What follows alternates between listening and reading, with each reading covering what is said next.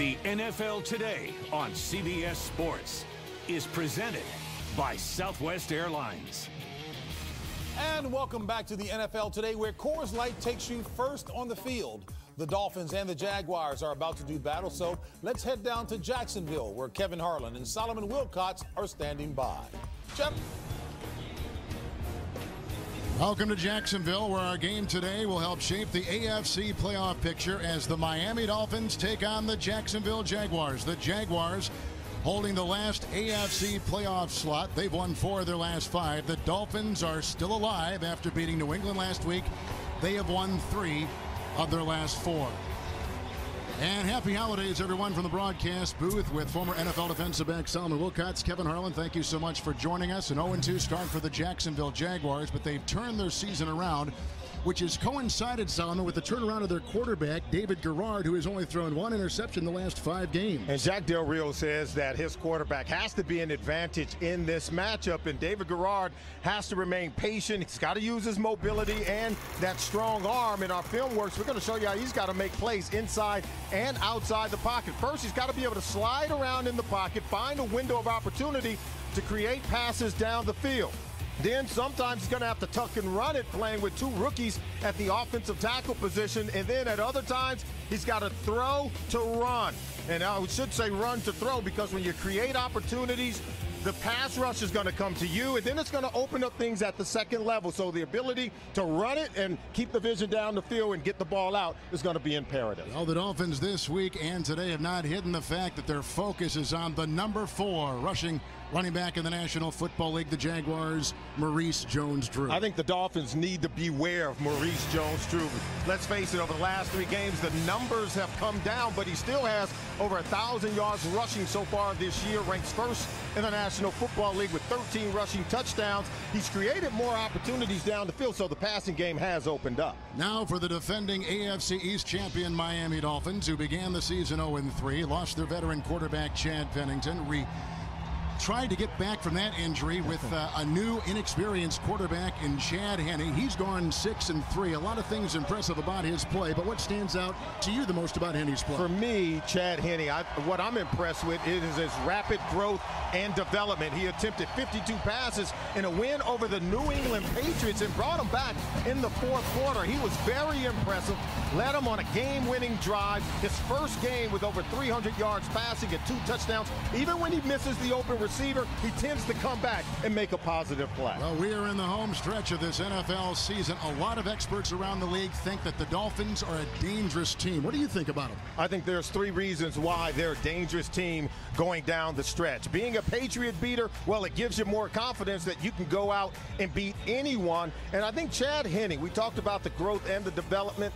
The fact that he attempted 52 passes a week ago tells you they have a tremendous amount of trust. And then they overcame an 0-3 start to win 6 of their last 9 games. So it shows you they're a very resilient football team. Now a look at our tools of victory today, brought to you by the Home Depot. I think the Dolphins' rookie cornerbacks, Vontae Davis, Sean Smith, they've given up a lot of explosive plays, but they got to continue to play aggressive and attack the ball down the field. And as for Jacksonville, the tight end production has to remain. We saw it last week with Mercedes Lewis, Zach Miller, Ernest Wilford. They've got to play well in this game today. As for our game points, the Miami Dolphins, if they get any bad weather here today, we know they went away from the Wildcat last week, but they've got to get back to it today. And then Jacksonville, they've got to be able to convert inside of the red zone. More importantly, they rank dead last in the National Football League in terms of their ability to pressure the quarterback. They've got to get pressure on Chad Henne. He's a young quarterback. Pressure leads to picks for Jacksonville. And for more Home Depot player stats, log on to CBSSports.com. The NFL on CBS will continue after this word from your local CBS station.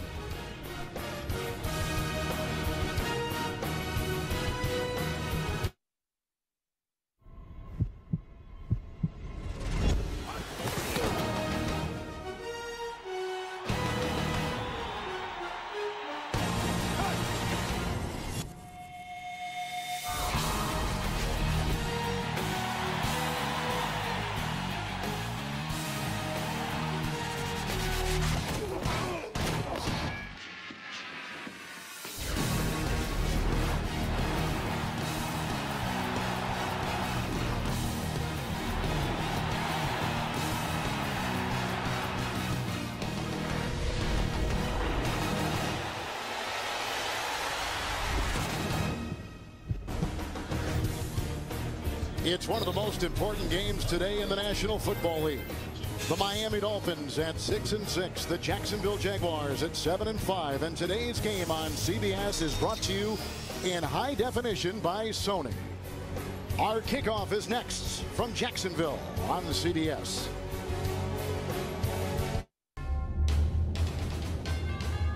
CBS Sports welcomes you to the following presentation of the National Football League.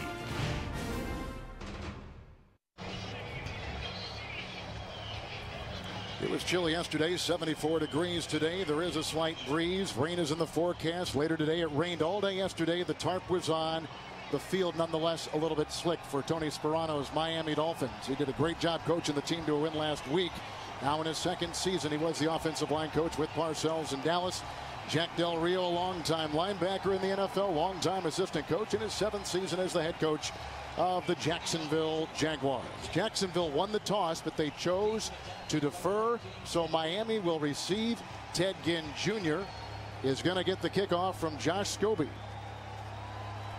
The Dolphins, Jaguars, one of the better games today. Oh, absolutely. There's a lot on the line in this one. We call it playoffs. And 5 yards deep. Ted Ginn Jr. will bring it out. Oh, and he is drilled right off the bat. Hit by Montel Owens, a reserve running back. A terrific special teamer, as you can see, with a 20-yard return. Wow, you could feel that all the way up here. As did Ted Ginn Jr. A great way to start for the Jacksonville Jaguars. 15-yard line is where Miami's going to start things. First down and 10. Their quarterback is Chad Henne. Coming off Solomon, his best statistical performance of the season with a 300-yard passing game. Continues to mature. Even when he makes mistakes, as coach has said, the demeanor never changes. He plays like a pro. It is first and 10. And is one of the two tight ends. Good block by Long and the tight end Fasano. That's caught by Camarillo, covered by Cox. Quick 18-yard pickup. He's up to the 32-yard line. The Dolphin offensive line has allowed just 2 sacks the last month. Nate Garner starts for the right guard Donald Thomas, and running back Ricky Williams carries the load with both Ronnie Brown and Patrick Cobbs out for the season. Nice 18-yard pickup right there. First down and 10. Polite in the backfield with Williams. From the 32, the first down. And Ricky held by Ingram as he drags in. Out to the 37-yard line on a gain of 4. The Jacksonville defense had a big loss up front today with John Henderson out with a shoulder injury. T. Ellison takes his place in the middle.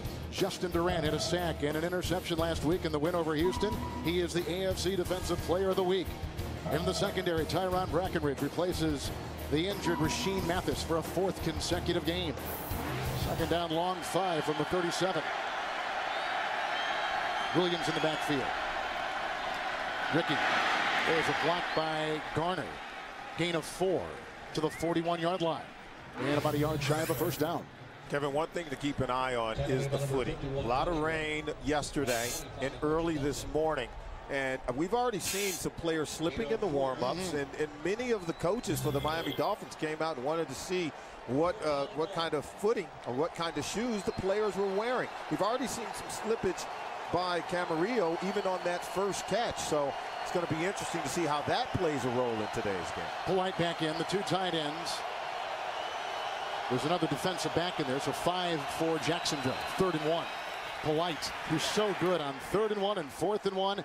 Brought down on the play. Looked like Cox got in there. It's a gain of 3. They get the first down. I think he's, 11 of 11 now on 4th and 1 and 3rd ones this year. And the Miami Dolphins are the #1 team in converting 3rd and 1s into first down, converting 83%. So they know what plays they're running. They know who to give the ball to. It's first and 10. Back to 4 in the secondary. Look at Jack Del Rio. First possession of the game. Big play has been an 18-yard catch so far for the Dolphins.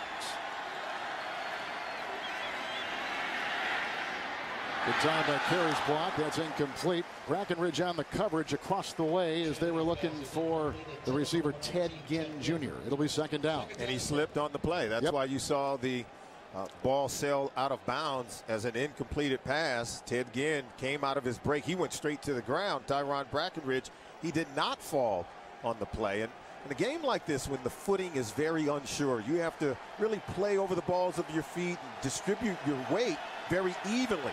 That's why one guy will slip and one guy will stay on his feet. Bess is in. Shotgun, we saw a lot of this last week. 2nd down and 10. The pump fake right there. They set up the screen. There is a block inside by Berger. And the tackle was made on Ricky Williams after a gain of 5 in the middle. Before the game, offense coordinator Dan Henning of the Miami Dolphins checking with Anthony Fasano as tight end, saying, hey, what kind of shoes are you wearing? Can you wear those? Can you stay up on those? He's going to make sure that his offensive weapons, as he's calling plays in this game today, that the guys are able to stay on their feet. Durant made the tackle last play. They've gone to the nickel in the secondary. They bring in Anthony Smith, 3rd and 5. Lex Hilliard is one of the receivers. He's in the slot atop your screen. Carey with the block. And Bess, who's coming off a terrific performance last week, covered by Brackenridge, incomplete inside the 30-yard line. So it's 4th down and about 5, and they got a punt on their first possession. Chad Henne thought they would be able to make some plays in this game, and take a look right over on your left-hand side of the screen. This pass should have been complete to Devon Bess. They thought they could take some shots simply because the Jacksonville Jaguars don't do a good job of rushing the quarterback. With Rasheem Mathis out of today's game, they believe they can make some plays throwing the ball down the field. Here's the 7th-rated punter in the National Football League, and this is Brandon Fields. A flag has been thrown. Witherspoon is back, and you can see it's a well-placed punt near the 15, and it'll stick right there. But that flag was thrown back at the 46, and a 35-yard punt as it stands right now. When you were playing, you obviously checked the length of your cleats and would go out in the pregame and bring about 3 or 4 shoes with you, right? Well, you'd come out before the game and you would test the footing, and if there was any kind of slippage at all, the turf was loose, you had to go ahead and change your cleats and play with a longer cleat so you could ensure that you wouldn't slip and fall in the game. Illegal formation on the kicking team. That 5-yard penalty will be assessed at the end of the play. 1st down. When I played on the back end in the secondary, if you slip and fell, the official was holding up both hands, signifying a touchdown. Here come the Jaguars. Jaguars had a nice win last week here over Houston. And that was after a loss on the West Coast. They are a very resilient team. They tend to bounce back well. After the punt and the penalty of 5 yards from the 21st down and 10. This is Maurice Jones-Drew. They want to establish him early in the game. The tackle was made by Starks. It's a gain of 4. They'll spot it at the 24-yard line. Well, David Garrard, Solomon, has been efficient with great numbers in that category, and that has caught the Dolphins' attention. He's in his 3rd year as a starter. His coach wants him to lead this team in big games like the one he's playing in today. Here's the offensive line. They start 2 rookie tackles. Monowai, though, and Winery will be important at that guard position. And a steady diet of Maurice Jones-Drew. Watch the tight ends today for Jacksonville, too. They'll be very prominent. 2nd down and 6. They have Hughes, who caught a touchdown pass last week in motion. Greg Jones leading the way. There's another slip right there. Looked like Aiken Adell along with Starks had a hand on it. Among the many, it's a loss of a yard. Back to the 23-yard line. Just mentioned Randy Starks. He's had as good a season as anyone on that Dolphin defense. Linebacker Joey Porter didn't practice Wednesday nor Thursday, but he starts today. Right knee has been an issue all season. It will continue that way. And Jason Allen will start for Vontae Davis in the secondary. It is a coaching decision. Davis, however, will play. 3rd down and 7. Another defensive back has been brought in. That's Nathan Jones. 3rd and 7. They need the 30. That's one of those tight ends I was talking about. Zach Miller in motion. Mike Thomas. And then he was brought down about the 27-yard line. He had Jabril Wilson, a pretty good tackler, right around his ankle. That's a gain of 5. And they got a punt. 3 and out for Jacksonville. What did Jack Del Rio tell us? That the NFL is a game that has to be played out in space. That's why you'll see them get the ball out to the wide receivers on the perimeter of the defense, where they can make one guy miss and hopefully pick up the 1st down. That time, good tackling by the Miami Dolphins on defense. Devon Bess is back to retrieve this punt by Adam Podlish. Averaging about 42 yards a punt. Heavy air here in Jacksonville today. Bess from the 30-yard line. Got a block from Charlie Anderson, didn't matter, and Russell Allen is down there to make the stop. Reserve linebacker. 42-yard punt. Have a look at Chad Henne when we come back in our first quarter, clock at 9:20. To Billboards. The NFL on CBS is sponsored by Southwest Airlines. Go to southwest.com. Grab your bag. It's on. American Express. Don't take chances. Take charge. And by Sprint, official wireless service sponsor of the NFL.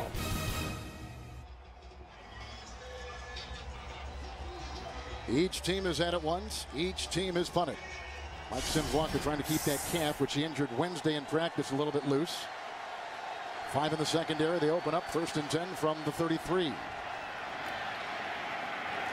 And Ricky driving inside. Considine, one of those 5 defensive backs, making the stop. Gain of 4, 37-yard line. The Wildcat, a big portion of this offense, but not last week against New England. Yeah, the first 9 games, you see what they did. And then the next 2, they would only average 12 yards per Wildcat play. And so you didn't even see it last week against the New England Patriots. It was all on the shoulders of Chad Henne. Attempted 52 passes in the game. Tony Sperano says that the offense has evolved to the point where they're beyond the Wildcat. They'll still use it some, but they really have evolved in their conventional offense. Donald Thomas in at that right guard on 2nd down and 6. They go to 5 in the secondary. This is again on the end around. Berger trying to lead the way, and Cox, the rookie, shoves him out of bounds. A nice looking play. They get the first down to the 47-yard line of Miami. 16-yard pickup to New York and James Brown. All right, Kevin and Solly, take a look here. Broncos getting the job done. No, not defensively against Manning. Manning hooking up with Austin Collie, 5-yard strike. That capped a 13-play, 80-yard drive. Indy looking to clinch home field throughout the playoffs, up 7-0. Back to Kevin and Solly. Indy always begins games well on that first offensive drive. They're going for an NFL record, 22 straight regular season wins. It is 1st and 10 from the 47 of Jacksonville. Polite with the block, and there goes Williams diving ahead, crossing the 45-yard line, and hit on the play after a gain of 3 by Greg Peterson. More on the Wildcat. Remember, Coach Tony Sperano, when we spoke with him, he said the Wildcat was always a way of getting both Ricky and Ronnie on the field at the same time. And now that Ronnie Brown is out for the remainder of the season as he's been placed on IR, they said, hey, we can put more on our quarterback. He's gotten better, and so have the players around him. So you're going to see less of the Wildcat, more of their conventional offense featuring Chad Henne. 2nd and 7, 4 in the secondary for Jacksonville. Another block by Polite. They send Ricky down to the 42-yard line on a gain of 2. And Ricky Williams now with Cobbs out and Brown out. He's got to carry the ball a little bit more. But you're right. The engine for the Wildcat was Brown. It kind of began with him. Yeah, he was the guy, I think, and the fact that they have 2 talented runners in Ronnie Brown and Ricky Williams, that was really the impetus for installing that offense. And now with Ronnie out, they do have Ricky. I think also Lusaka Polite, this talented fullback, is going to really help the run game go, even without Ronnie Brown on this football team. Hilliard in the backfield, 6 in the secondary, 3rd down and 5. They need the 37. The block by Thomas. Bess has the first down. He's one of the best 3rd down receivers in the National Football League. Picks up a quick hitter right there of 15 yards to the 27-yard line. That is a first down. Tackle made by Reggie Nelson. Look at the pocket and then the patience by Chad Henne. And you see him just standing there surveying the field. That's something that when we talk to him, he says, hey, I'm going to read my progression. See, 1, 2, 3 comes all the way back to the middle of the field where he finds Devon Bess. And when you have that kind of patience as a young quarterback, your completion percentage is going to go up. He's number 2 in the NFL, right back of Steve Smith at the New York Giants. First down and 10. Ricky Williams is back in, 4 in the secondary. Bess, you saw him slip, and you see the tackle by Tyron Brackenridge. It is a gain of 1. Down to the 26-yard line. This Henne and his composure and his development has been one of the great untold stories this season in the NFL. As I studied the film in their win over the New England Patriots last week, I saw him miss on some easy throws. I did see some inaccuracies. I did see maybe at times poor footwork. So he's going to miss some players. He's still evolving. However, he always comes right back and sticks the ball in the chest of the receiver. So tremendous resiliency and a short memory when he makes mistakes. 2 tight ends with Polite, who will lead the block here for Williams on 2nd and 9. 7th play of the drive. Looked like Durant got a hand on him. He did. The tackle made about the 20-yard line, and on the play picks up about 6 yards. This is a game built for Ricky Williams. He's always been what we call a mutter. He can run on a soft field. Look at the cut. Look how he gets going downhill. He's not slipping. He's not falling, and still able to get going toward the line of scrimmage when the play calls for him to run to the sideline and then cut it up the field. Well, 32, he's seen a lot of football. Absolutely. 3rd down and 3.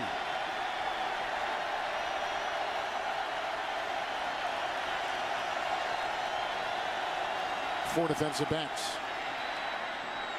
Williams, Brackenridge, shy of the first down.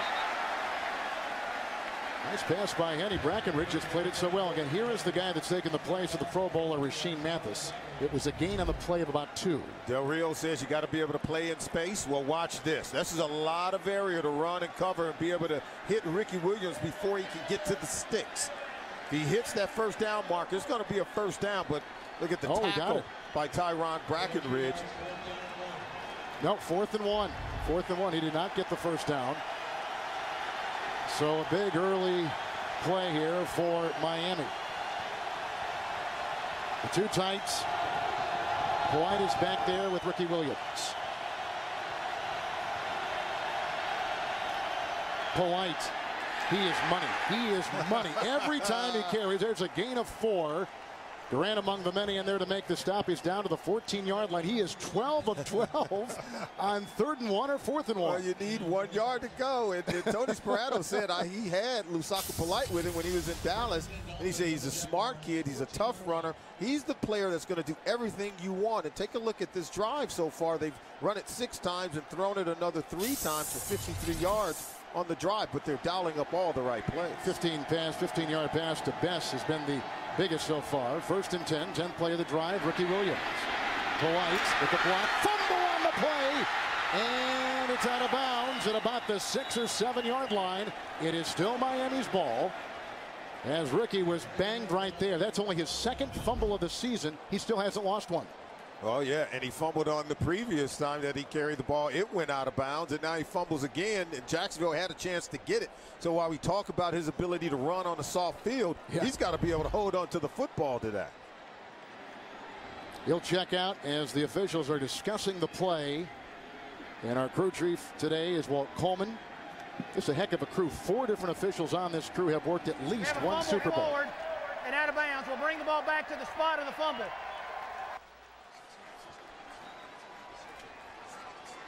So it'll be 2nd down and 6 yards to go. 2nd down and 6. Late in the first quarter.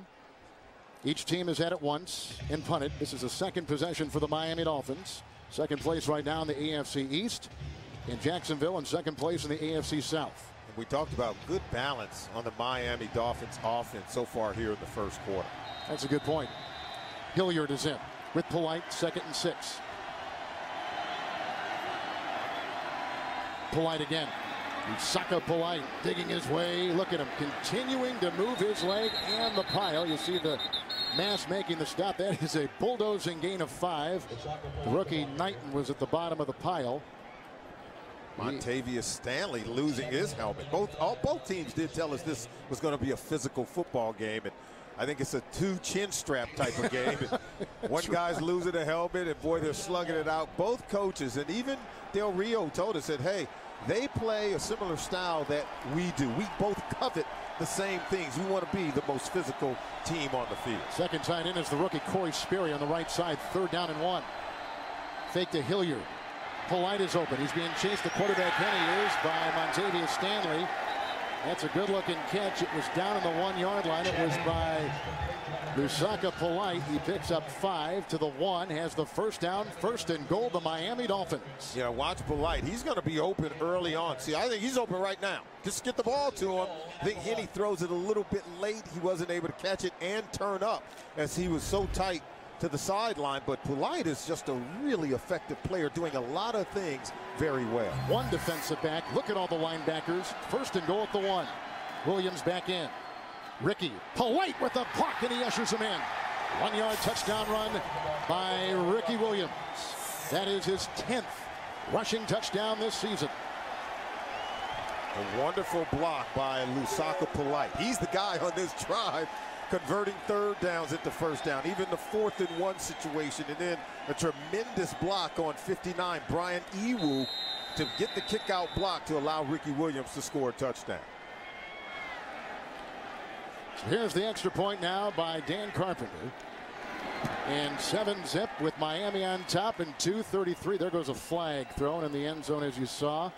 Ricky Williams may have been the frosting, but the basis of that drive was Lusaka Polite, who is in his 5th year out of Pitt, 3 years with Dallas. 12 men on defense. That 5-yard penalty will be assessed on the kickoff. Extra point is good. So Jack Del Rio, what he says is a playoff game for his team and for Miami, is down early 7-zip. Ricky from a yard away. This is the 50th year of the NFL on CBS. It's caught by Camarillo. It's a foot race with Winburn. Miami has won. Miami has won. Well, everybody had tears in their eyes that day in Miami. That kept them from going the season without a win. You seem to be a good luck charm for the Miami Dolphins. That was your call. That was a terrific catch by Camarillo. The penalty of 5 yards. That's why they're kicking off on the 35. Witherspoon, who was inactive last week against Houston, will take it. And a little stop across the way at about the 22-yard line. 21-yard return. David Garrard is down early, 7-zip, and 2:28 to play here in the first from Jacksonville. The NFL on CBS is sponsored by Best Buy. This holiday season, the best gifts come from Best Buy. Buyer be happy. And by the 2010 Ram trucks. Give tough a smarter name. Ram.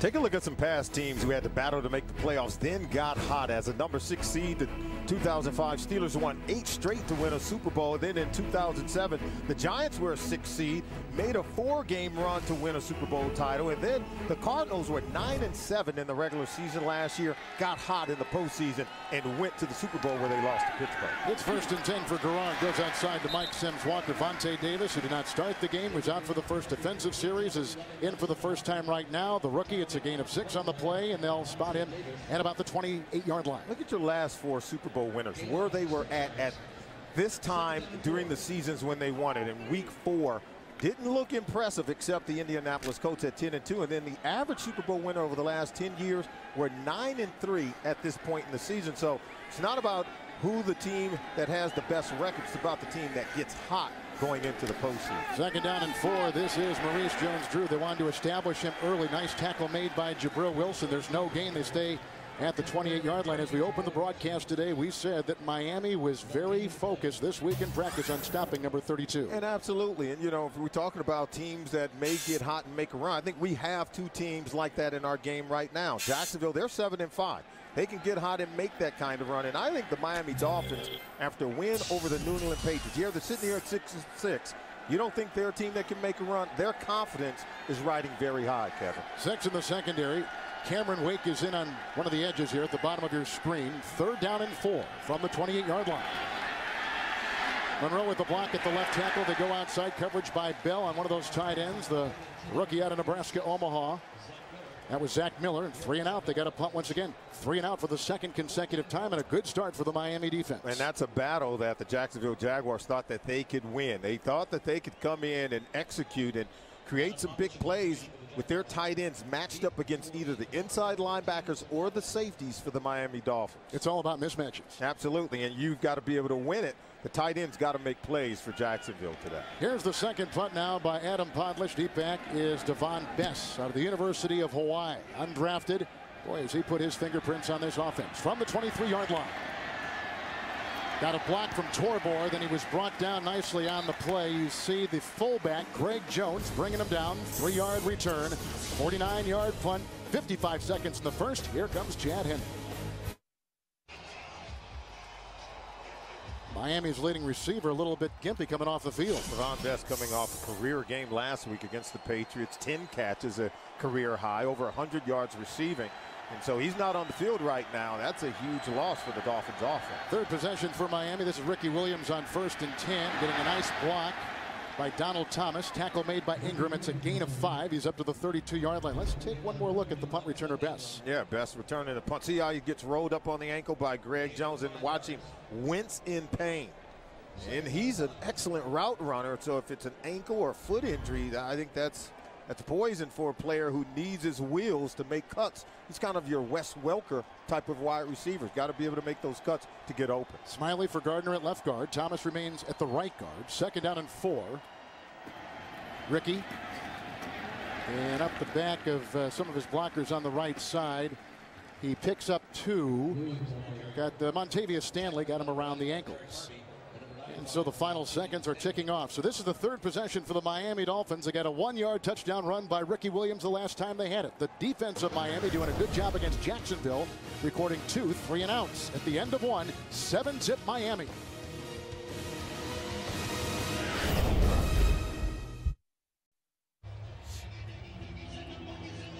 Here, take a look at the numbers from our first quarter. Long drive of 13 plays, the bulk of what Miami has done. 2 3-and-outs by Jacksonville. 3rd possession right now for the Miami Dolphins. 3rd down and 2. Watch for Polite. He's been terrific on 3rd and 4th and short today. The pitch out to Ricky, pulling his carry. Polite and Williams collide. Then he was brought down on the play, it looked like, by Quentin Groves. He's close to a first down with the dive. They're going to spot him at the 36-yard line with Solomon Wilcots, Kevin Harlan. We begin the second quarter here in Jacksonville with the Ricky Williams 1-yard touchdown run, so they're going to measure. We've got Jacksonville in. They're right now at the last playoff slot in the AFC. And we've got Miami on the outside looking in. Yeah, at 7-5. They've got to be able to knock off the Miami Dolphins. Remember, they've already beaten the New York Jets, so to control their own destiny for a wild card spot, you've got to beat teams like the Miami Dolphins. But the Dolphins, after a win over the Patriots, they can take care of business with a win here today and turn that wild card spot in their favor. They get the first down. Well, the AFC playoff picture is interesting, and the NFC playoff picture just as curious. We see the undefeated New Orleans Saints on top. And we have 4 8-4 teams. Green Bay right now in the 6th position.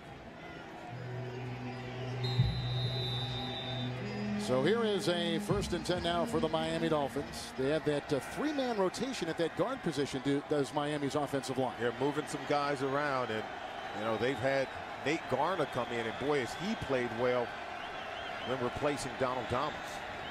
First down and 10. Outside, Camarillo, guarded by the rookie Derek Cox. He picks up 14 yards on the play, and they get a first down. We'll spot him right at midfield. Jack Del Rio said that Chad Henne can be a little streaky. He's connected today. Indeed. We're connected to the Sprint halftime report in New York with JB, Dan, Shannon, Boomer, and Coach Cower for the latest news, NFL scores, and highlights. That's coming up on the Sprint halftime report from our CBS studios in New York from the 50-yard line. It is a 1st and 10 for Miami, moving well. Hilliard in the backfield. And he's brought down after getting the handoff by Durant on a gain of 2. He's into Jacksonville territory at the 48. We go to New York with James Brown. Kevin and Solomon. Patriots miscue. Tom Brady pick, his 11th of the season. Capitalized on by Carolina's Matt Moore. Up top, Steve Smith. 41-yard pass play. 7-0 Carolina on top of the Patriots. Kevin Harlan, Solomon Wilcots. And this Miami team took care of New England last week. When's the last time Patriots have lost 3 straight games? That's a good question. Carolina not yet in the playoff mix in the NFC. 2nd down and 8. Hilliard remains. Blocked by Jake Long. Hilliard with a block by Burgett. And a tackle made by Russell Allen, who plays at linebacker. He's an undrafted rookie. That's a 7-yard catch and run down to the 41-yard line. Maybe you get a few more yards, but watch number 66, Donald Thomas. See, you've got to be able to get out in front of this. Okay, at 66 and 65, look, they got to be out in front. You can't be behind the runner. The running back needs you out in front picking up blocks, though. That play can be executed a little bit better. I think they get a bigger game. How nice is it for the Dolphins? Always 3rd and short, never 3rd and long. That's been the story today. And Chad Henne is excellent at converting. 5 in the secondary for Jacksonville. Hilliard is in the slot, bottom of your screen, 3rd and 1. Second option. And this is the rookie out of Ohio State Hardline who is chased across the way after a gain of 3, a catch and run. Ingram makes the stop at the first down to the 37-yard line. So as you said, at 5 times they've been in 3rd and 2 or less, and they've been able to convert every single one of them. And so they've reeled off 27 offensive plays compared to only 6 for Jacksonville. When you can convert on 3rd down, you're going to have extra plays, and you should be able to put more points on the board. A lot of confidence in the body language of the Dolphins today, I sense. Oh, absolutely. Confidence and swagger. You beat, I think, the New England Patriots. You know you have beaten one of the better teams in the league. And last year, that's when the confidence began to swell for this team in the infamous Wildcat game in Week 3. Good point. Timeout, Jacksonville. Pretty day in Jacksonville. High humidity, mid-70s is our temperature. There was a timeout by Jacksonville. So far, no Wildcat. Henne is 9 of 11. They got it first down and 10. Another long drive by the Miami Dolphins. Williams in the backfield. Thomas was pulling. Ricky gets the call, and he is bottled up on the play and taken down by Darrell Smith. Loss of a yard, back to the 39. Who needs a Wildcat when you have excellent balance in your conventional offense? Even on the reverse play, they're able to run the ball with Ted Ginn. 28 offensive plays so far, 17 runs, 11 pass, and then the touchdown run by Ricky Williams running behind the excellent blocking of Lusaka Polite. This is an offense that's in sync right now. Look at the time of possession, 28 offensive plays compared to 6 for Jacksonville. Chad Henne is on fire, converting in those third down situations. You saw the ball control numbers. Second down and 11. Hilliard is in. 4 in the Jacksonville secondary. Long providing time at left tackle with his blocking. Oh, it's caught. Great grab in traffic made by Hartline. Durant brings him down near the 14-yard line. A 25-yard catch. Threading the kneel was Chad Henne. When you can't rush the quarterback, watch the confidence of Henne. Look, he doesn't flinch. He knows the pressure isn't coming. He stands in there, stares down the barrel, and just drives a laser in the chest of Brian Hartline. An excellent catch by the rookie Hartline from Ohio State, catching that ball in traffic. It all starts with protection up front for their quarterback, Chad Henne. Henne's hit 8 in a row. Right tackle now is Garner. And the quick handoff to Polite, who bulldozes for 5. This guy is something else down to the 10-yard line. What they say last night, he's as hard a worker during the week of practice, film, and everything else as you'll find on the Dolphins team. He's a brilliant player is what Tony Sperano said of him. And look at this drive, 6 run plays, 4 pass plays. We talked about the balance, their ability to run it and throw it. A clean pocket for Chad Henne. I'm telling you, he's going to put up some huge numbers if Jacksonville can't put together some kind of pass rush. And again, Garner continues to play that right tackle. Second down and 5. Fake to Ricky Williams. The tight end's got it. Enos, the ex-Green Bay Packer, belted out of bounds by Breckenridge. Gain of 7 on the play. Such great confidence in Henne. They're going to spot him at the 1. Oh, you get Henne out of the pocket. He can throw it. And woo, the Jaguars, they can hit. Laying a lick on Enos. They've hit 7 different Miami receivers in this game. Oh, Henne, I think, is in control of this game. He's really picking up where he left off in the 4th quarter of that New England game last week. All right, Carey is now back in at the right tackle. First and goal, 7 different receivers, something else.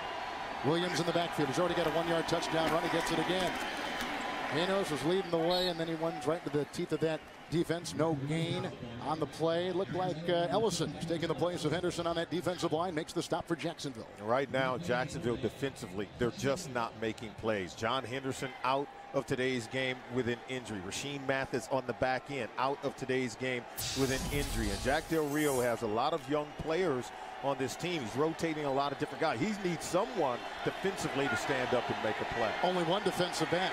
Second down and goal at the 1. A lot of linebackers, a lot of guys in the line, as you can see. It's fake.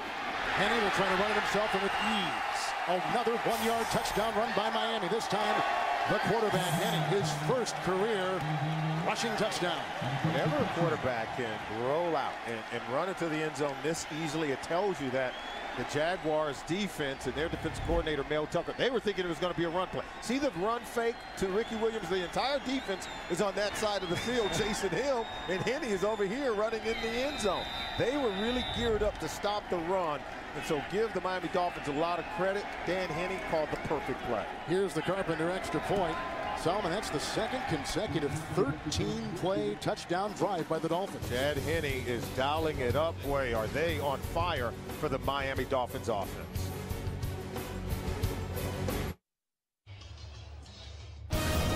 The NFL on CBS is sponsored by DirecTV. No one else has all your favorite channels in HD. Call 1-800-DirecTV. Kay Jewelers, the #1 jewelry store in America. And by Viagra.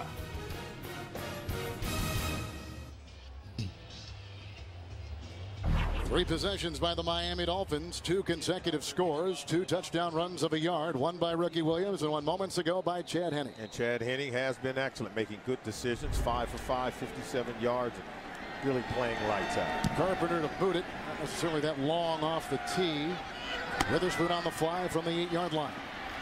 And then runs out of real estate. Jacksonville's had it twice, 2 consecutive 3-and-outs. They haven't gotten a first down today. 18-yard return. Here comes Maurice Jones-Drew. They need him to go. 8:29 and a half.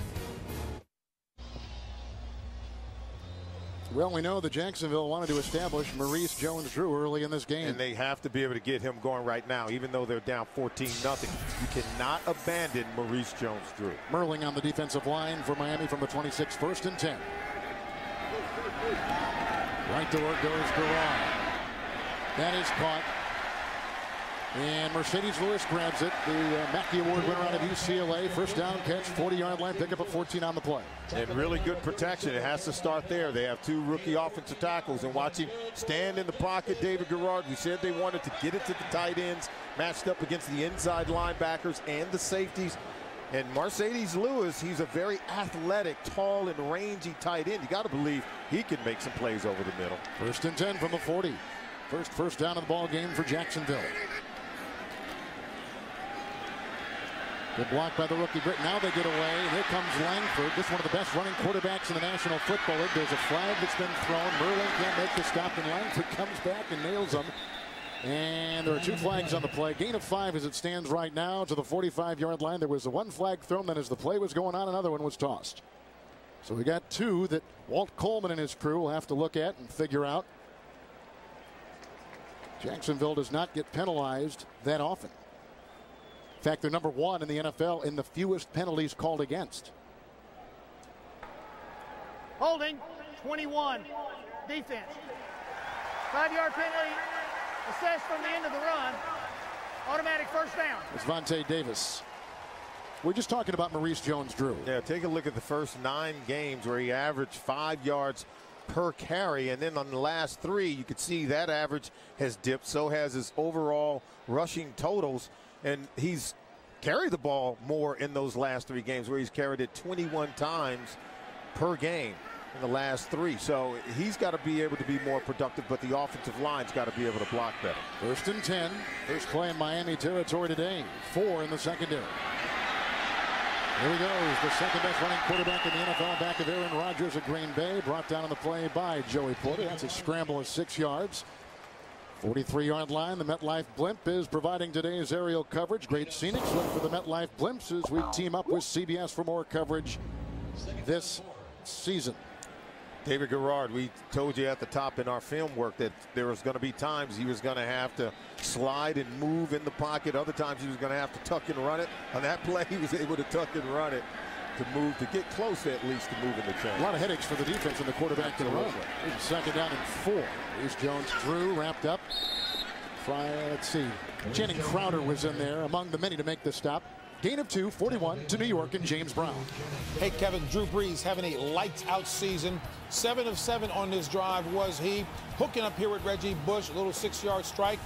9 plays, 79 yards, 10-6. New Orleans on top of Atlanta. Back to Kevin and Solly. Boy, Bush just really enhances that offense when he is healthy. How about that team going for a franchise record of 13 wins in a season? 3rd down and 1. Couple tight ends, including Wilford.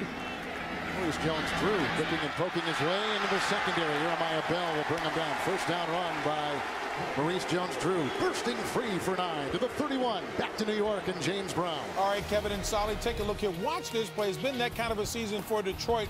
Joe Flacco hooking up with Derek Mason. Gosh, the Lions players cancel each other out. Mason, 62 yards of pay dirt. 10-0 Ravens. Detroit, 18 straight road losses. Wow. Take you back to Kevin Harlan, Solomon Wilcox. Baltimore coming off that tough Monday night loss up in Green Bay. How about Mace trucking defensive backs to take it to the house? Jordan Black is coming as a tackle eligible, bottom of your screen. First down and 10. Jones, the fullback, left by himself in the backfield. Man, good coverage by Miami. There's a little block by Monroe, the rookie, and he kind of leads the way down to the 25 for Garrard, scrambling for 6 yards. Where did David Garrard tell us? He says he's just like a taller Maurice Jones-Drew because he's got such a low base and he's such a strong runner. Look at the move he puts on Joey Porter, tucks it back inside, and he said that every single game defensive linemen are telling him, how hard he is to take down. You can see the smile on his face. They really do struggle to tackle this quarterback. Most guys will go down. Even Joey Porter said, hey, last week Tom Brady would go down with the slightest pressure. This guy, he's hard to tackle. McDaniel in, Langford out on the defensive line. Second down and 4. How about this little run right here by Rashad Jennings? He busts his way free for 9, running the ball, which is what the Jacksonville Jaguars wanted to do, mark him at the 16-yard line. And that was a huge run, and we see now the Jaguars on the move. Wednesday on Showtime, JB, Chris Collinsworth, Phil Simms, Warren Sapp. Have all the best on the Emmy Award-winning Inside the NFL, cable's longest-running show. It's Inside the NFL, Wednesday on Showtime. So this drive started back at the 26. First and 10 at the Miami 15.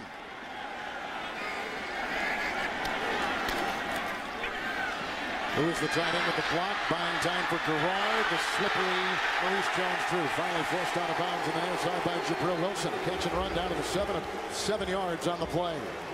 Maurice Jones-Drew, you get him out on the edge. We said he's a tough guy to tackle. Let's see if they can hem him in.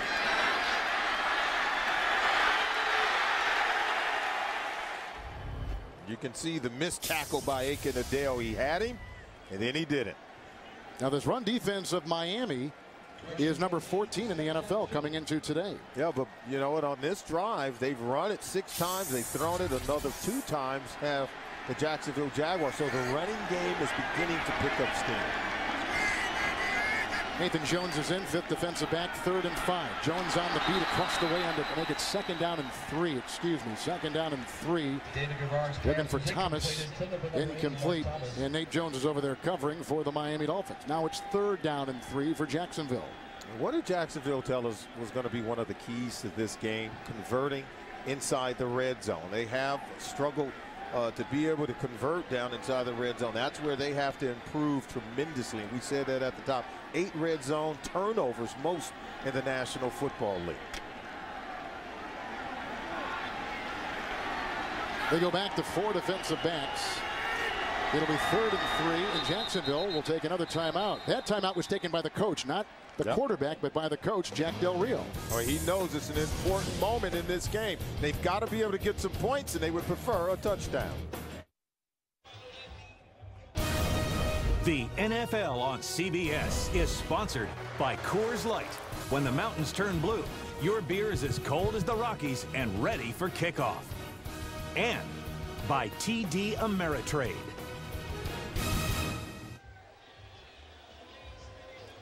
And tonight on 60 Minutes, a special interview with the president about Afghanistan, the economy, even the gatecrashers. 60 Minutes tonight only on CBS as Jacksonville tries to crash their way into the end zone here on their 3rd possession today. 3rd down and 3, their best position all game long as they have it at about the 8-yard line of the Dolphins. And do you take a shot at one of the rookie cornerbacks who have given up a lot of big plays, but by the same token, Vontae Davis stole one from Randy Moss on a fade route 1 week ago.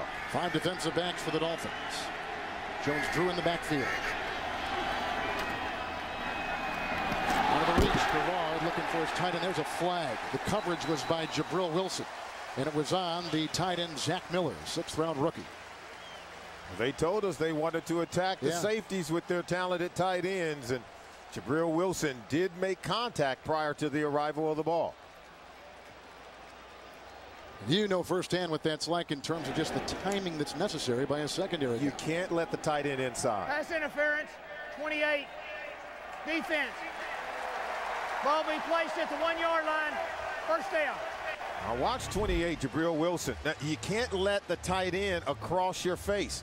You've got to establish an inside position. See, once you're outside, his big body, he's going to keep you from really getting to the ball. And that's Zach Miller, who had position. You can see contact was made before the arrival of the ball. Just 3 defensive backs. A lot of guys on the line. 1st and goal at the 1. Jordan Black is the tackle eligible on the left side with all those tight ends. Nope, they didn't go in. Maurice Jones-Drew was stopped. Right into the teeth of that defense. Oh, this is similar to last week against the Houston Texans, where Maurice Jones-Drew would slam off that left side. It's a power play going right up the gut, but still not enough room to get it inside. You know, Greg Jones is a big, powerful physical back. You like to think that they could slam it inside with maybe a bigger back, We'll have to see. He's going to be the lead blocker of anything for Maurice Jones-Drew. Soliai makes the stop, taking the place of the injured Jason Ferguson. Second down and goal at the 1. Again, the 3 times. The time Garrard. Coverage back there by Jabril Wilson and the linebacker Crowder. They were going for the angular tight end, Mercedes Lewis. 3rd and goal. And they were going up top to, what is he, 6'6"? 6'6". The tight end, Mercedes Lewis. You got to put it up high where only he can get it. And he almost was able to pull it in with one hand. Now, I think you got to have a high ball placement when you're throwing it to a guy that tall. That's where you have the advantage. Again, they've thrown it to the tight ends on 2 consecutive plays down inside the red zone. 5 defensive linemen, 3 in the secondary, 3rd and goal at the 1. Jones-Drew, good block inside by Manawai. Turned his defender out. Jones-Drew goes into the end zone for a touchdown. He's got 14 touchdowns, #1 in the NFL. That was a vital drive for Jacksonville. And a vital play on the power run play, the one that had been stopped and slammed shut in terms of the door and the entry point to the end zone. So they were able to get it in behind Vince Manawai, the offensive guard for the Jacksonville Jaguars. Here's the Scobie extra point. And with 2:32 to play here in the second quarter, Jacksonville is on the board. Maurice Jones-Drew takes it in. Good blocking up front by the offensive line. A touchdown badly needed by Jacksonville. Tomorrow on CBS, the only thing more shocking than the crime is who's defending the prime suspect. Don't miss an all-new CSI Miami. That's tomorrow. Only on CBS with Solomon Wilcots, Kevin Harlan. 2 teams in the thick of the playoff race in the AFC. We've had 3 one-yard touchdown runs today. 2 in a row by Williams and Henne of Miami. Moments ago, Maurice Jones-Drew solidly from a yard. And we said it was going to be a physical game, and boy, has it been. One inside of the trenches with a powerful run game from both football teams. Here's the kickoff by Scobie. He'll be knocking it to Ted Ginn Jr., the #4 kick return man in the NFL. And a yard deep, he will bring it out. A little bit of a slip. Lost his footing. We've seen a lot of guys do that today. It rained all day yesterday here in Jacksonville. That is a 19-yard return. So Henne in the offense will get it back. If you're going to make cuts, you got to stay over your feet. And that's just it. Other than that, you got to be a straight line runner. But if you're going to make a quick and sudden move, you got to stay over the balls of your feet. You can see what the Miami Dolphins have done in their first 3 possessions. Even 7 plays after punting on that first possession. But the last 2, keeping the ball for 13 plays, driving the length of the field for a touchdown. Garner, the right guard. Smiley, the left guard. Fasano in the backfield. 1st and 10 from the 18. Ricky Williams wrapped up. Nice play by Quentin Groves. He's been benched this season because of ineffective play. Comes up with a big play there. Played well last week against Houston. No gain on the play. It stays at the 18. And we showed you how many plays the Miami Dolphins have reeled off. 34 offensive plays in this game. And Jacksonville's got to start getting some stops on defense. And we talked about somebody needing to rise up and make a play. Quentin Groves just did. In a game like this, you've got to play at your best. Absolutely. We are at the 2-minute warning. Miami has had long drives all day long on the road, where they are 2-4, leading here at the 2-minute warning, 14-7 over Jacksonville.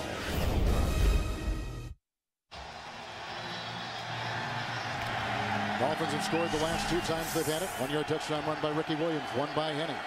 Maurice Jones-Drew just scored for Jacksonville. 2nd down and 10, 5 in the secondary. Henne is 11 of 13 throwing today. Camarillo covered by Brackenridge. Nice catch. Beauty at the 27, close to a 1st down. Watch the break on the ball on the outside by Tyron Brackenridge. I thought he was going to pick it and return it for a touchdown, but his angle was poor. Couldn't get to the ball. And what a catch by Camarillo. Maintaining focus on the ball. Brackenridge had a nice break on the ball, but took a poor angle and couldn't make the interception. It's all about angles, isn't it, with tackles? It certainly is. And how about this? Chad Henne leads the league with 3 interceptions returned for touchdowns this year. Thomas now at the right guard. Garner playing outside on the left side. That was a 9-yard gain. Here's a 3rd and 1. Ricky Williams takes it. And Montavious Stanley among many that make the stop. 5 times today we've seen Miami in 3rd and 1. Every time they have converted, like right here. They push the pile. Coming up on the Sprint halftime report, guys in New York will take it. Right now we're going to send it to a break with 1:42 to play in the first. Miami on the move. Coming up, the Sprint halftime report. JB, Dan, Shannon, Boomer, and Coach Cowers. Scores, news, and highlights in the NFL today. That's all coming up from New York. The Sprint halftime report. Garner now playing that left guard. First down and 10. Hilliard is in with Polite in the backfield. Look at the time for Henning. 10-point pass. Ted Ginn Jr. The catch is made. What a beauty. Heavily covered. 43-yard line. Brackenridge was on him. 13-yard pickup, another first down. How did he stay in bounds? I thought he had stepped out, but he's able to get both feet in. Look at that catch. And that's where it's right on the Jaguar sideline, so they had a good look at it as anyone. The booth is going to look at it upstairs. NFL wants a replay. Play is under review. You saw Jack Del Rio throwing both hands up. He wasn't going to throw the red flag, but he was trying to get the officials up top to take a look at it. Let's watch the feed of Ted Ginn Jr. right here on this play. I was wondering if he was able to get both in. That was going to be close. He was dragging the right.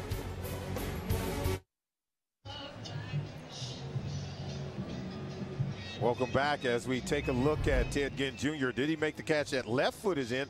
And Kevin, you were right. He's able to drag the back foot, that right foot. And I think this is going to be a catch. The ball is solid in both hands. He's not juggling it. He did kind of move it after he got out of bounds. But once the ball hit both hands, it was safe and secure. And remember, it was ruled a catch down on the field. It was a terrific throw. Another one by Henne. It really was. Chad Henne is dialed in today. We saw some inaccuracies in throws last week. After review of the play, the ruling on the field is confirmed. The receiver had 2 feet in bounds. It is a completed catch. First down. You got it. 13-yard pickup and a first down for Miami. Good looking catch. Look at Jack. Jack says, okay, maybe I knew he was in, but I still wanted you to take a look at it. Yeah. And it doesn't cost him anything. Anything inside 2 minutes, it becomes a booth review. Absolutely. Henne is at his last 11. He is 13 of 15 for 122 yards. Threw it 52 times last week. Hilliard in the backfield. First and 10. 4 in the secondary. Henne. Nice pass. Camarillo. Brackenridge. Boy, they're picking on Brackenridge, aren't they? Another first down to the 33, 24-yard gain. With Rasheed Mathis out of the game, Tyron Brackenridge gets the start at the cornerback spot, and you're right. For the second play in a row, they go back over to his side. We saw the catch by Ted Ginn. Camarillo gets on top in the cover 2 zone. They're starting to find the soft spots in the zone. And how about Chad Henne working the 2-minute offense, moving the ball down, try to get in field goal range and put more points on the board. It's good to see Devon Best back out there. Hurt an ankle earlier in the game. 12 straight. Henne first and 10. End around to Bess. Fasano trying to get a block. There's a fumble on the play. It was brought in by Smith, but was he in bounds? And they're going to confer, as you can see. That will be reviewed too. I don't know that they're that sure of the call. I think he was, and the ball may have been out of bounds. They're going to consult. Yep. They got a call on the field. They're going to take a look at it, but the call says he did get it on the field as we saw the officials signal. Now Sperano's right there too. He's saying there's no way that ball was recovered in bounds. It's a bang-bang kind of recovery because as soon as he pounced on the ball, he did roll out of bounds. We've had no turnovers in the game. We have a fumble recovery by the defense. First down. Until right there. Jacksonville. I'm sure they're going to review that, don't you think? Look at it. Let's take a look at it. They had to give us at least some kind of ruling on the field. I'm sure they will take a look at it. It was a fumble in the field of play, but let's see if it's recovered. Recovered. It's going to be close. He did get the ball before he was out of bounds, but had it been secured tightly, I think that's the part that will be in discussion. But it was ruled a recovery by the Jaguars on the field. Bess has fumbled 5 times this season. He's lost 2. We'll see if this is number 3. Clear is play. Wow, that looks good to me. I can tell you right now, yeah? I've played on that side of the ball and recovered fumbles like that. It is not an easy play to make. Anthony Smith was able to cradle that ball into his belly before he rolled out of bounds. Now, I don't know how secure you want it. It's not the same as making a catch. Sure. So the ball can move, It was in his belly before he hit the chalk on the sideline. Now watch this. Yep. See, it's in his belly, and now he's out of bounds. It's not the same as making a catch. You don't have to crazy. You don't have to have it safe and secure. Watch his shoulder. His shoulder is on the chalk when he hits it. But he has the ball here. Yeah. See, he's got the ball in his chest before he hits the chalk. And that left knee may be dragging. Hard to say. It's going to be an interesting call by Walt Coleman. That is only the second time, Solomon, that Devon Bess has handled the ball in a rush. Let me ask you this. Did you see enough to overturn the call on the field? I don't know that I did. Yeah, neither did I. I mean, I agree with the call on the field. I thought the officials were right on top of it. See, he's got it now. And see, his hands were under it and everything. And I think he had it before he actually hit the ground. I thought he had the ball in his hands and in his chest. You don't think it was moving around? Before he made contact. It doesn't matter. It's not a catch. Yeah. It's a fumble recovery. Yeah. Doesn't have to move it. It can move around. It's still within his possession. It's not the same as making a completed catch on the field. Okay, let's watch it. See, ball. See, he caught the ball. See, right now, he has that ball. And is he out of bounds? I think clearly not. He has the ball in his possession before he makes contact with the ground. It's an excellent play by Anthony Smith. He caught the ball on the hop. Anthony Smith played for the Pittsburgh Steelers a season ago. He was a special teamer. After reviewing the play, the ruling on the field is confirmed. The defender did recover the ball inbound. First down, Jacksonville. The game's first turnover. Oh, absolutely. And Tony Sperano saying that if you're going to get out to a 14-0 lead and allow Jacksonville back in the game, that's how you do it. Those are the negative plays that the Miami Dolphins have to avoid. But what a great play. We said someone on the defense had to make a play for Jacksonville. The strip, the fumble, and then the recovery by Anthony Smith. Jack Del Rio's defense turns back the Dolphins, who were driving to put more points on the board. Rashad Jennings will be in the backfield. 6 defensive backs for Miami. First down and 10. Jennings grabbed by Reggie Torbor and brought down. Loss of 4 on the play. Back to the 28-yard line. Oh, Torbor shot out of a cannon. He did. Coming to make that tackle. Second down and 14 now for Garrard. 1 timeout remaining for Jacksonville. They got around Britton, the rookie tackle. Garrard thinks he fell on a body, so he's up moving around, looking for blocks. Wilson was there. The scramble to the 37, picks up 10, still shy of a first down. Watch both defensive ends. See Jason Taylor comes around the end. Is he down? I don't think he was. He wasn't ruled down. Smart play by David Garrard. Third down and 4. That's a bullet. Nice knockaway on the play by Nathan Jones. He's playing with a hamstring today. Comes in as that nickel back, and they got to punt the ball. They could do nothing with it, so they have to punt. Does Jacksonville for the 3rd time in 4 possessions. I like these young corners for the Miami Dolphins. Yeah, they've given up some plays, but boy, do they continue to battle, and they will make plays down the stretch. They're just getting better every single week. So the best fumble doesn't really hurt Miami in terms of Jacksonville coming back, but the Dolphins were moving, and they could have gotten at least 3 on that drive. Here's the Podlish punt. Bess to the 4. Looking for a block. Out of bounds at about the 15-yard line. Oglesby was up there leading the way. 58-yard punt, 14-yard return. CBS jumps into the bowl season beginning December 31st as the Oklahoma Sooners match up with the Stanford Cardinal. And on New Year's Day, the Mountaineers of West Virginia take on Florida State. And the coaching legend Bobby Bowden in his final head coaching game. That's next on CBS in the bowl season when it gets to start in a couple of weeks. A lot of fun.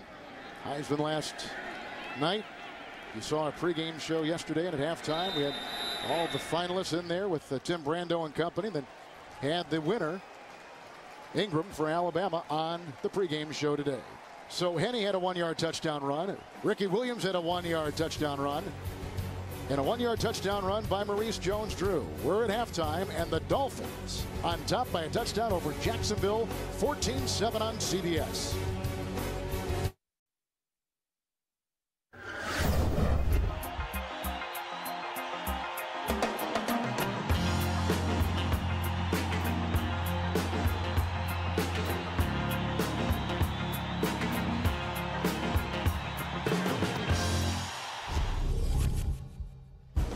It's The Who performing at halftime of the Super Bowl on CBS. We return to Jacksonville after this message and a word from your local station.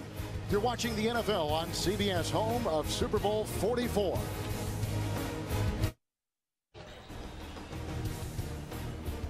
Dolphins led early, 14-zip on 2 one-yard touchdown runs. Then Maurice Jones-Drew got one for Jacksonville. That is our halftime score, a game with playoff implications. A reminder, this game is brought to you in high definition. You're on CBS with Solomon Wilcots, Kevin Harlan.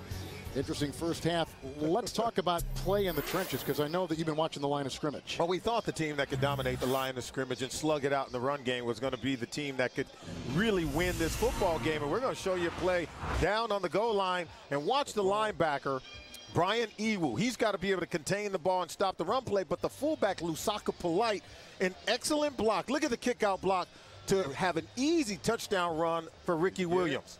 Lusaka Polite has helped them to convert 5 third-and-1 situations in the first half. That's why they've been able to reel off more plays than the Jacksonville Jaguars. And then the balance on offense has given Miami over 200 yards total offense in the first half. That's the reason why they're winning the game.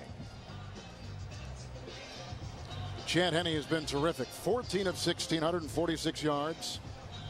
He has hit his last 12, and Solomon, as we've talked about, he's hit his receivers, he's hit his running backs. 8 different receivers of Henne passes so far. Look at that, 14 of 16 in the first half. They're getting the ball down the field. David Garrard has not been as successful getting the ball to his wide receivers. Mike Sims-Walker came into this game banged up, has yet to catch a ball, and it's been mostly the running backs and tight ends catching the ball for David Garrard. So anytime you can get the ball outside to your playmakers, the wide receivers, then you're going to put up more yards. Chan Hiddink has been more successful at doing that. Been watching these rookie tackles too, against both Porter on one side and Jason Taylor on the other. Here is the kickoff for the second half, and Mike Thomas will take it and drift up on the play. Up to about the 22-yard line. Falling on him is Nate Jones, 18-yard return. So we're going to get our first look in the second half of David Garrard, who finished that first half well, aside from the 3-and-out after the fumble, but got the team into the end zone, which they needed badly. And if you were to ask me where does he need to make plays in the second half, he's got to push the ball down the field. But the receivers have to get open. More importantly, his 2 rookie offensive tackles have to do a better job of protecting him. Whenever they try to dial up deep pass plays, the protection hasn't held up. How about Torrey Holt shutout so far? First down and 10. It's Maurice Jones-Drew. Soliai wraps his big arms around him after a gain of 3 to the 25-yard line. And take a look at Jacksonville, and that's what you've seen in their first 4 possessions in the first half. They punted, and 3 of the 4 did have the 12-play drive for 74 yards, yielding a touchdown, but they need greater consistency.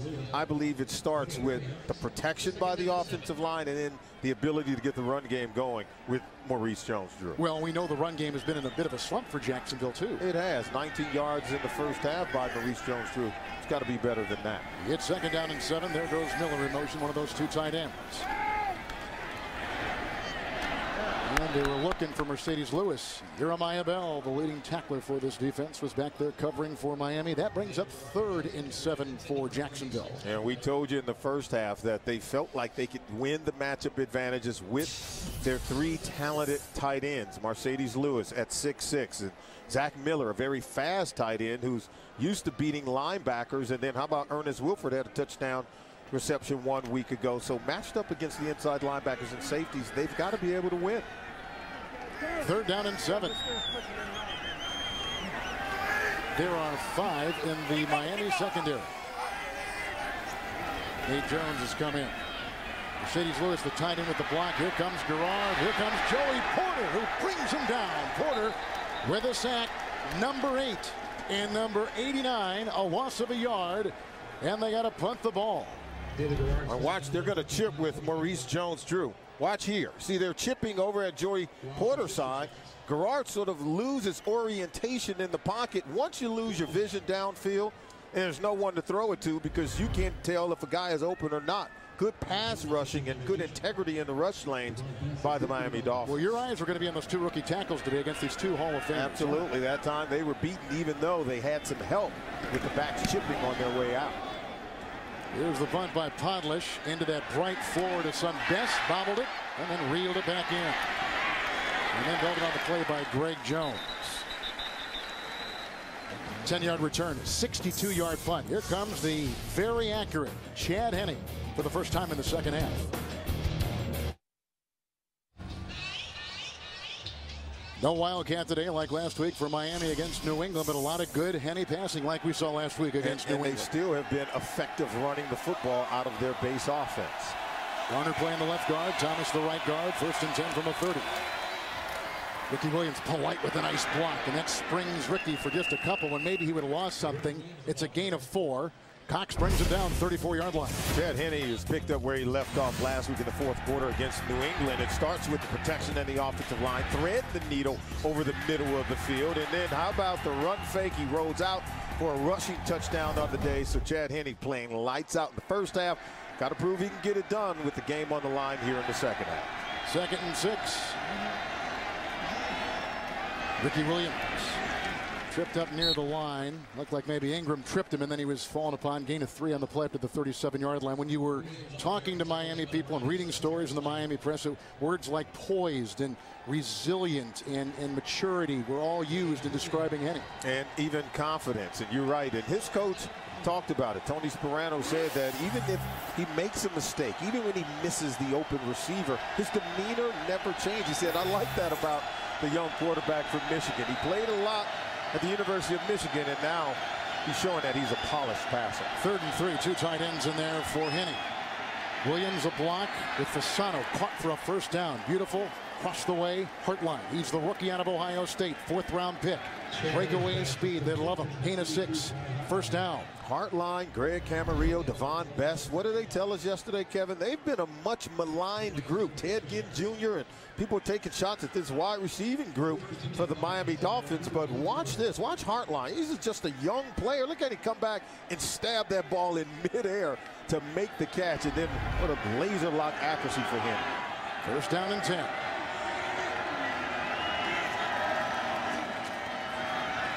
Chipped there by Polite, buys time for Henne. That baby's right on the money, caught by Camarillo. They're working on Brackenridge and toasting him today. 24-yard pickup to the 34. Yeah, they got the cover 2 zone. Now watch this. In breaking routes is what you want against cover 2 zone. Just inside of the cornerback, Tyron Brackenridge, but not so far where you get to the safety. Number 42, that's the thing that you got to be able to do. So if you can just get it in between the corner and the safety, you're going to be able to make some money. Then how do you play that if you're in the secondary? I think you've got to roll up tighter. Gerald Alexander's got to play it better. 1st down and 10. That's Ricky Williams and diving ahead, and tackle made by Ellison, picks up 2 yards on the play to the 32-yard line. Going back to that 3rd down play just a second ago, 5 different receivers by Henne is what he's hit on 3rd down passing today. Yeah, and you ask, how do you take away those in-breaking routes when you're in the cover 2 zone? First of all, your linebackers have to get greater depth, but then the safeties can't get so deep where they're just covering space. I thought Gerald Alexander, number 42, he's got to play the number 1 receiver breaking inside over the middle of the field. 4 in the secondary, 2nd down and 8.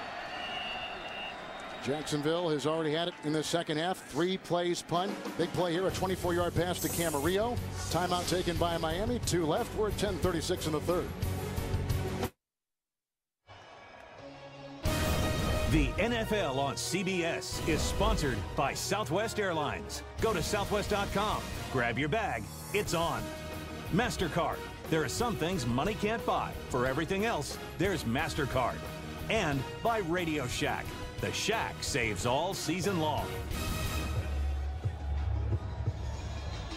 Henne getting a lot of time to throw the ball today. Chad Henne, we said he's been on fire. Look at that, 14 consecutive completions, just 3 shy of a team record set by Chad Pennington 1 year ago. 2nd down and 8 after that timeout. Polite with the block that springs Ricky Williams. Head over heels. Held it on the play. Gain of 10. The linebackers get him down, and Smith came up from the secondary with the hit. And anytime you have this kind of balance where you can run the ball behind, look, it's Lusaka Polite in the block he's putting on these linebackers. Watch him come down the line and kick out on number 51. That's Clint Ingram. And that's what gets you to the 2nd level if you're Ricky Williams. Gain of 10 to the 21. There's a 1st down. 2 tights out there.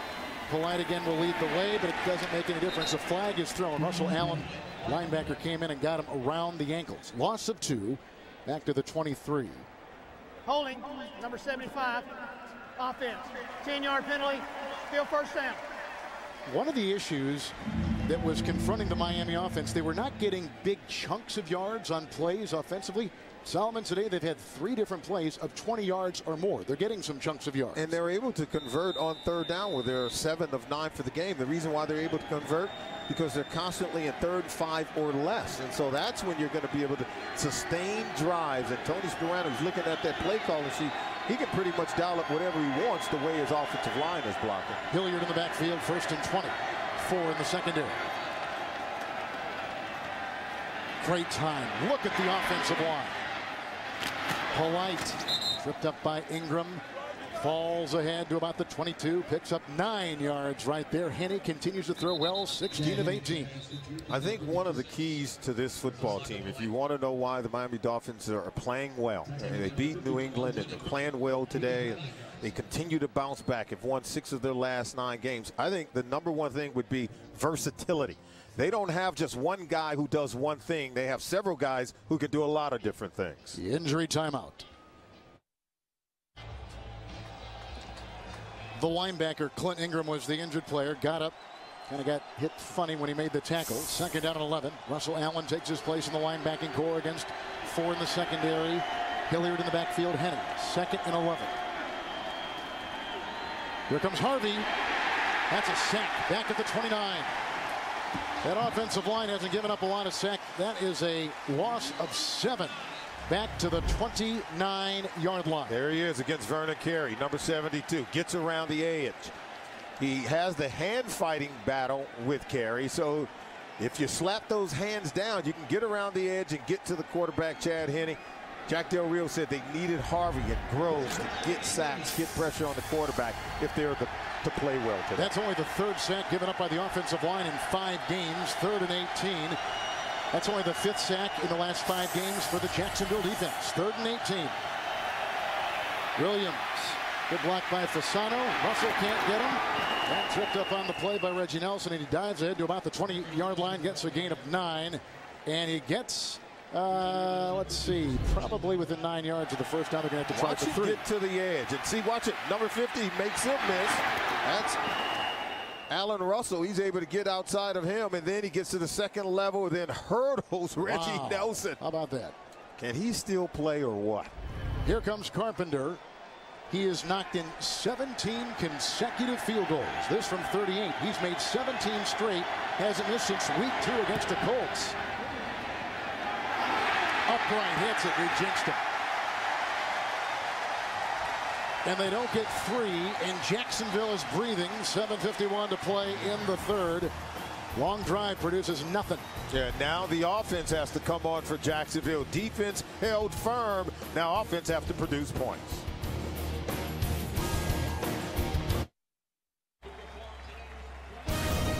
The NFL on CBS is sponsored by Geico, where 15 minutes could save you 15% or more on car insurance. And by Zales.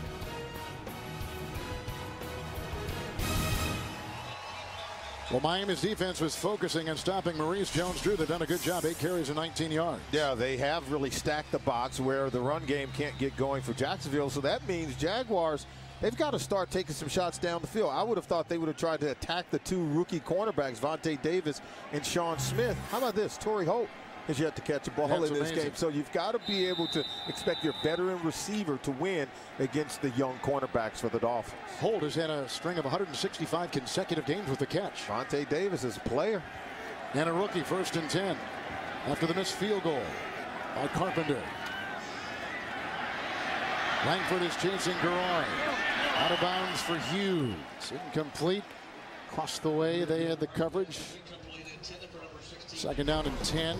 With the playoff races heating up, you don't want to miss a moment of NFL action. NFL Field Pass lets you listen to live audio of every NFL game. Sign up today at NFL.com/Field Pass. It'll be 2nd and 10. Garrard is only 1 of his last 7, Solomon, through the air. Yeah, they've got to be more consistent. I think give them some easier throws to complete.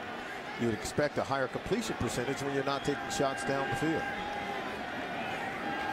Tight end Miller will try to lead the ball. Oh, what a great play. Soliai coming in, knocking him for a 3-yard loss back to the 25-yard line. Again, he's the guy replacing the injured Jason Ferguson. And you ask, why can't they run the ball? Watch the run blitz. See all the linebackers at the line of scrimmage. That's why Soliai can come off and slam the door shut on Maurice Jones-Drew. See, they're getting the linebackers into the mix, so they're blitzing the run, coming downhill. Pretty much have every gap on that offensive line plugged up. Soliai out of Utah. He knows how to get off the block and make a play. So back to the 26, 3rd and 13. Extra defensive backs in there for the Miami Dolphins. Niftily moving up is Garrard. Oh, he's got his receiver. Look at this. Look at this.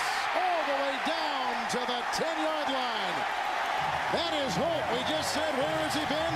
That's where he is right now at the 11. 63-yard pickup. Holt, the 7-time Pro Bowler, number 10 in all-time receptions and all-time yards. What a great catch. They had him covered initially. Watch the protection. He steps up in the pocket. But then Holt is able to separate from both the corner and the safety. Jabril Wilson, Sean Smith, able to see they had it. Double cover. The double move, they bit. Now, someone's got to stay deep, and someone's got to play the short route. How about Torrey Holt? He sold the double move, was able to beat both the corner and the safety. And I'm telling you, Tony Sperano cannot be happy. Perfect coverage, but bad result. 1st and 10 at the 11. That is the longest play from scrimmage offensively for the Jacksonville Jaguars this season. Pass play through the air. Offense, 5-yard penalty. Still first down. Well, how about that? You get that big play. Now you're marking back 5 more yards. Holt. He has had more passes thrown his way than any other guy in the league since 2002. Came as a free agent from St. Louis. That was his 45th reception of the season. 166 straight, in fact, with a catch. As soon as we say he hadn't caught one, yeah, he dials up the biggest one of the day. 1st and 15. Another quick hit. Holt. Jabril Wilson was right there.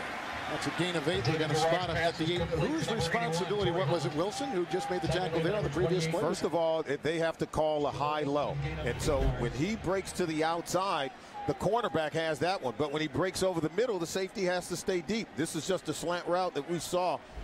Yeah, Torrey Holt's willing to go over the middle. But, yeah, the safety has to take any inside breaking route where the cornerback is going to jump the outside breaking route. It's when that 63-yard play was the safety? It was an inside route. Yeah. So the safety has to remain inside and take that play. 2nd down and 7. 5 defensive backs for the Miami Dolphins. Oh, here comes the rush. And it was put on by Adell. Incomplete. They were looking deep. David Garrard's pass was incomplete. And the pass intended for Holt. It'll be 3rd and 7. Pressure from the side. David Garrard, you've taken some shots. And watch this hit by Adell. He's still big enough, strong enough to get rid of the ball without taking the sack, which is a smart play. But he said on Monday, I feel every single one of them. Yes. Adell putting the pressure on David Garrard. He was the 3rd-round pick by Jacksonville back in 2002. So he's got some familiarity with this stadium. He's played here a lot. Play clock ticking down. We're at 9 right now. 3rd down and 7. They can make a first down at the Miami 1. They're going to call a timeout. Yep, 2 important in area right now. Jack Del Rio ran on the field and made the timeout. So 5:04 in the 3rd. Jacksonville threatening.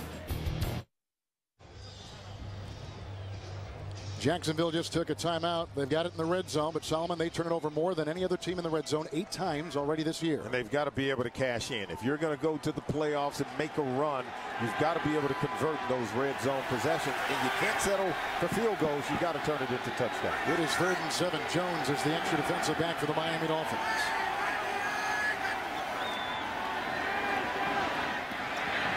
Incomplete for Miller. No yellow on the field. Coverage by Jeremiah Bell. Errant pass. Now 4th and 7. They're going to go for 3. It's the matchup they wanted. Yep. Zach Miller, they said he's the fastest tight end they have, matched up against one of the safeties, Jeremiah Bell. Did he have a hand on the hip? Absolutely. But did it prevent Miller from making the play? The only time they're going to call it is if your hand being on their hip turns their body to prevent them from making the catch. Here's Josh Scobie. He has 8 missed field goals this year, tied for the most in the NFL. We're going to call it a 25-yard field goal.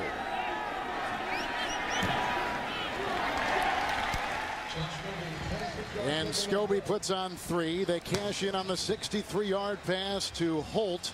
They get 3 on there, closing the gap with 4:55 to play in the third.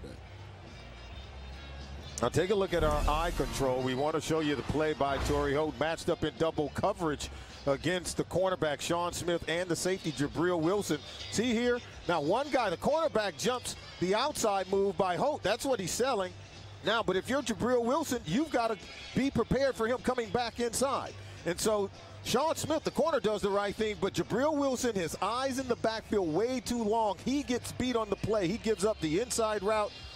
Give a lot of credit to Torrey Holt. He's the guy that was able to sell the double move to beat the double team. And don't you think that the fact Garrard is such a good running quarterback that Wilson was hesitant because Garrard is moving up and he's been running? Let me tell you this. It's 3rd and long. Yep. He's got no business playing run. Yep. What he's got to do is keep his eyes on the receiver. But many coaches will tell you your eyes can get you in trouble. You can see he's having his conversation saying what he saw. But you should not have been looking in the backfield. If you're in man coverage, even if it's double coverage, keep your eyes on the receiver. He's going to tell you where the route is going. Well, you played the position. You should know. Ginn is deep back. There is no wind inside the stadium. If there's any at all, it's going from right to left. Scobie just knocked in a 25-yard field goal, closing the gap on Miami. Sends this down to Ginn. He'll take it a couple yards deep. Looking for a block. Not getting much, having to find his way. Brian Ewu, Reggie Nelson right there, 27-yard return. And so here comes Henny, who's been so accurate today for Miami. Thursday on Survivor. The final 6 castaways battle for a shot at the $1 million prize. Don't miss a new Survivor Thursday and the 2-hour season finale next Sunday, only on CBS. For Solomon Wilcott's Kevin Harlan, our entire CBS crew. Great day for football, a little bit warm, and a terrific game with heavy playoff implications. Speaking of Survivor, Miami, after getting out to the 14-0 lead, they're trying to survive where they've given up the most points in the NFL in the 4th quarter. On 1st and 10, Ricky Williams. And he'll corkscrew his way to the 25-yard line and brought down on the play by Durant on a gain of 2. We'll spot him at the 26. And now I think if you're Miami, you have moved the ball. You've had a turnover, the fumble by Devon Bates. But they've got to be able to, I think, sustain the drive, continue to run the football. We have seen Chad Henne put up some good numbers. Ricky Williams starting to run it behind the blocking of the offensive line. And Lusaka Polite, remember, this fullback, he's changing the line of scrimmage. Smiley at the left guard. Garner now moving to the right guard. 2nd down and 8. Good block by Karen. Camarillo slipped by Brackenridge, and then was hit on the play by Smith, the linebacker. Gain of 6 on the play on the quick hitter. Up to the 32-yard line. Henny now 18 of 20 throwing through the air. And watch how he just finds a soft spot. Cover 2 zones. He sits down in front of the linebacker and outside corner, Tyron Brackenridge, who slips on the play. But the ability to be able to read coverages while running your route. Now that's where these wide receivers have got so much better. Henny has completed 16 consecutive passes, 1 shy of the team record. 3 defensive backs, 3rd down and 2. They've been so good on 3rd and 4th and short today. Couple tight ends. Long to block. Henny. And Janos, there was a flag thrown. The coverage on the play by Durant. Janos at the 39, 7-yard gain. Prior to the pass, illegal contact, 21. Defense. Cox. Penalties decline. Play results in a 1st down. They convert another 3rd and short. Yeah, and they're going to call it on Cox. See, there's the hold right there, illegal contact. That means 17 consecutive completions by Henning. So he has now tied that record set by Chad Pennington. And if you're going to tie a guy, that's the guy, because he told us so much about what Chad Pennington has been able to do for his career. And 6 different guys on 3rd down. Oh, he's playing lights out. 1st down and 10. Little chip there by Fasano, but they go the other direction a little bit high. That breaks the string, looking for Polite. Brackenridge was covering on the play. So 17 consecutive pass completions. That's where he's going to tie the record, not break it. He just tried to go outside, and this one kind of got away from it because that should have been a completion. But what did he say about Pennington? He said Pennington taught him to stay within himself and that he's not out there alone. Use the players around you, and I think that's how you complete 17 consecutive passes in a single game. Stay within yourself. Good speech by Pennington, who's with him during film study and throughout the week. 2nd down and 10. Great time again. Going deep, looking for Bess, and he was covered by Breckenridge and help from Reggie Nelson, the safety. Just that close.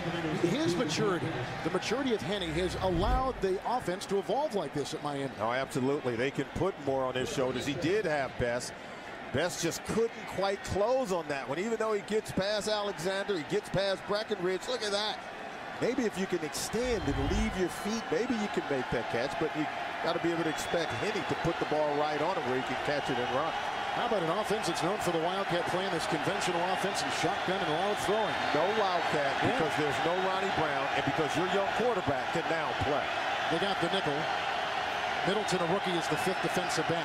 3rd and 10. Good block by Long. Almost picked off. So close. Smith just about had it. I don't know who he was going to. I think maybe Camarillo.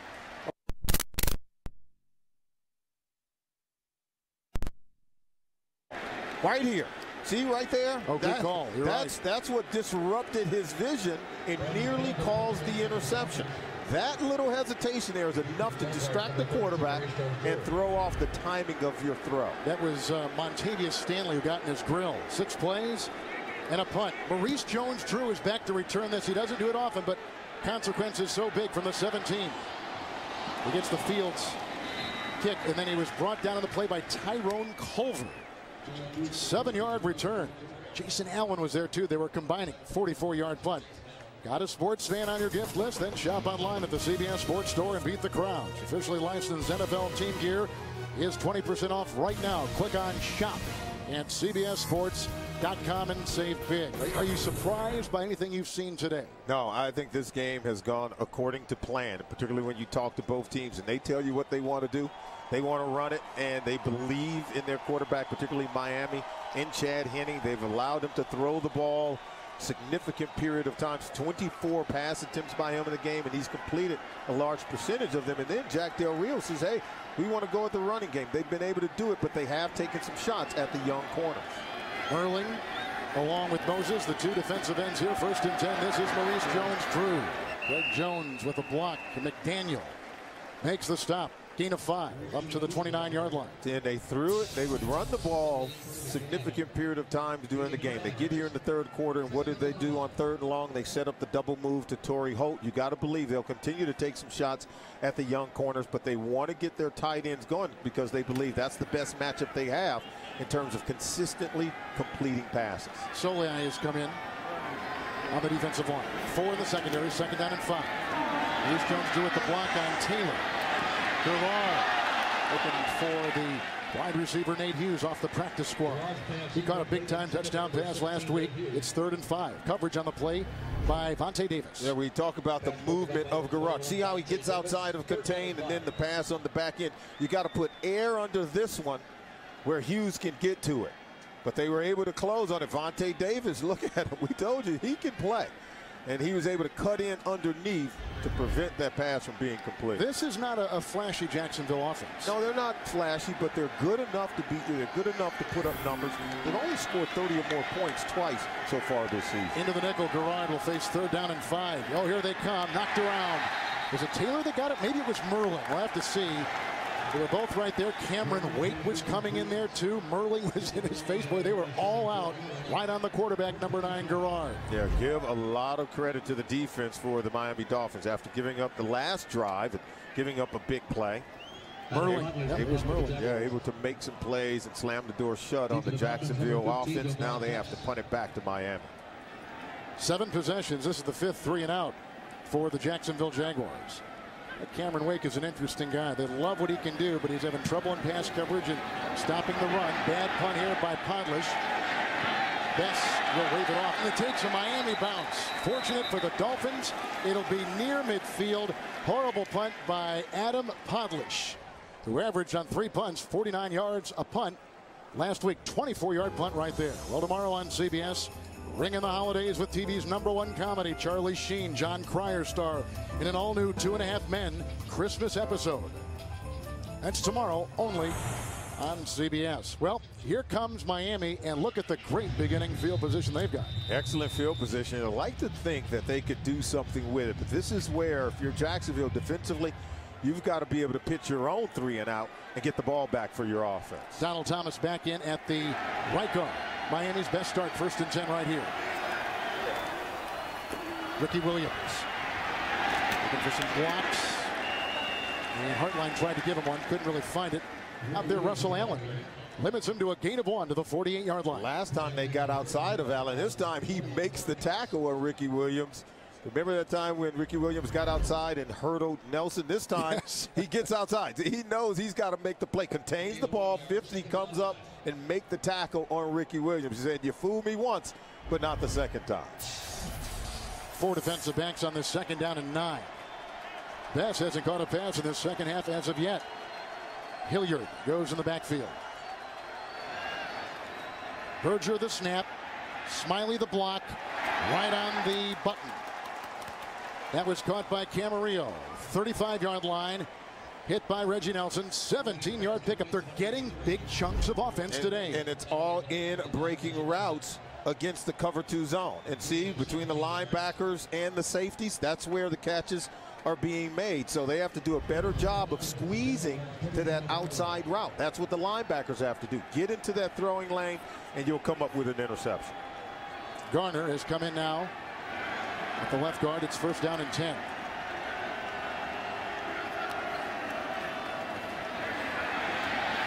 Henny, what a catch, and dropped.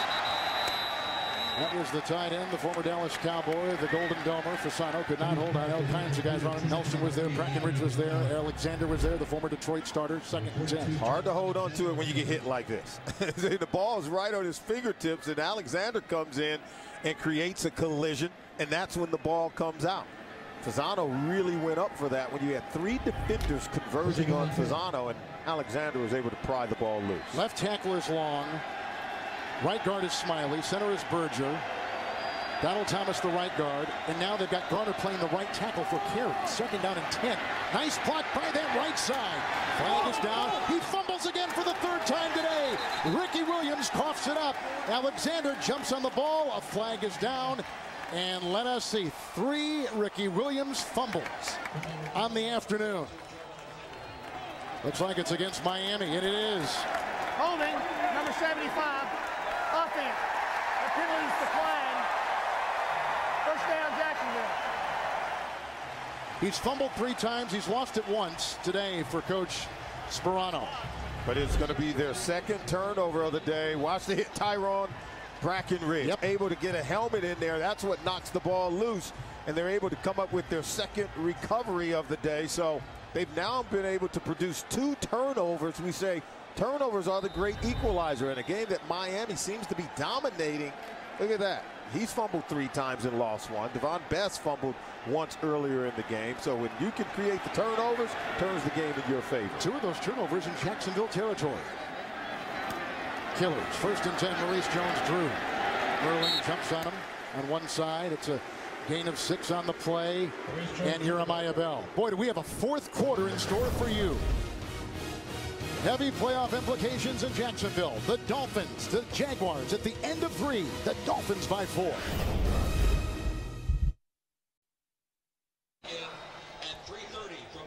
We got a beauty in Jacksonville. It's Jacksonville's ball from the 35. 2nd down and 4. 4 in the secondary for the Miami Dolphins. Couple tight ends for Garon. Maurice Jones-Drew, the number 4 rusher in the NFL. Submarines, he was knocked down by Merling. Gain of 2 on the play to the 37. A lot of miscues in this game. Yeah, Ricky Williams just putting the ball on the ground. Not normally known as a fumbler, but watch, he's hit. This one's kicked out of bounds, so the Dolphins are saved. Another fumble actually goes out of bounds before it could be recovered. But on the next one, the 3rd fumble of the game, he's not as fortunate. Jaguars able to recover it, so Ricky Williams, he's got to be able to hold on the ball. I don't know how the coaches can trust the running back who continues to put the ball on the ground. 4 linemen, 4 linebackers, 3 in the secondary, 3rd down and 2. 2 tight ends. Maurice Jones-Drew hit initially by Soliai, and then the avalanche with Jeremiah Bell, and there's Starks, who's had a great season for Miami. Gain of a yard, maybe. It'll be 4th and 1. They don't get the first down. The defense of the Dolphins will hold, and Jacksonville has got a punt. It is another 3 and out. They've had a bunch of them. This is the 6th. 3 and out, Solomon, in 8 possessions. And how many times has the game come down to moments like this where Miami's been very good running behind Lusaka Pulite and his ability to convert on 3rd down?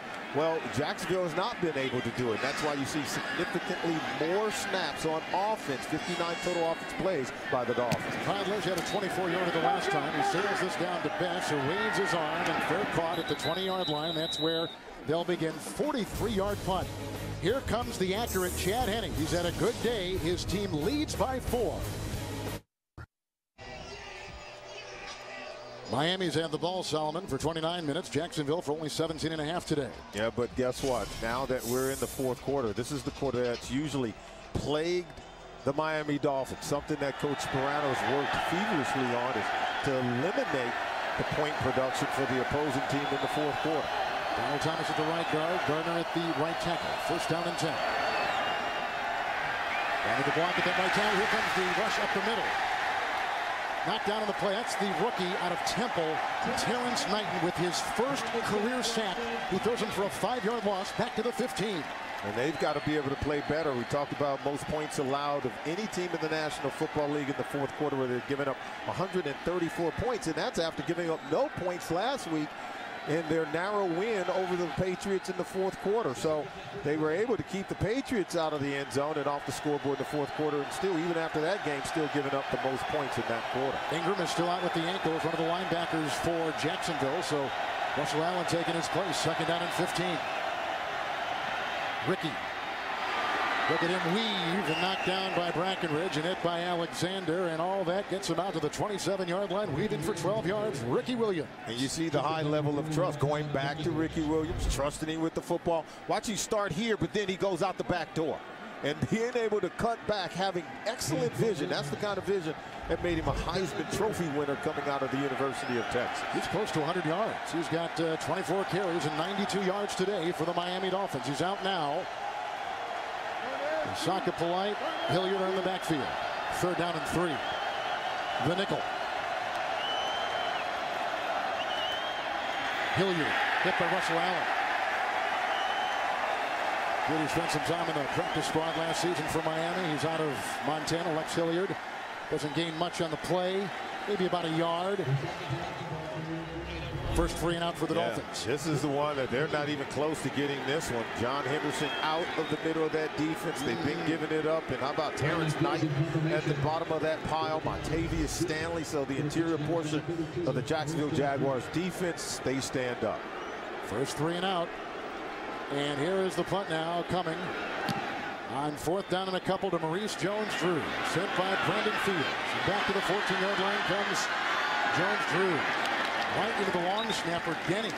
And then a shove after the play, and we could see a flag. I'm trying to see where it is. Did they throw one? Nope. No yellow. We clearly saw it, but they... I see no yellow on the field. 58-yard punt, 11-yard return. 58-yarder, a good one by Fields. Jacksonville's got it 11:33 in the 4th. The NFL on CBS is sponsored by Acura. Acura, advance. Bank of America, Bank of Opportunity. And by Bud Light, with the just right taste that's not too heavy, not too light. The difference is drinkability.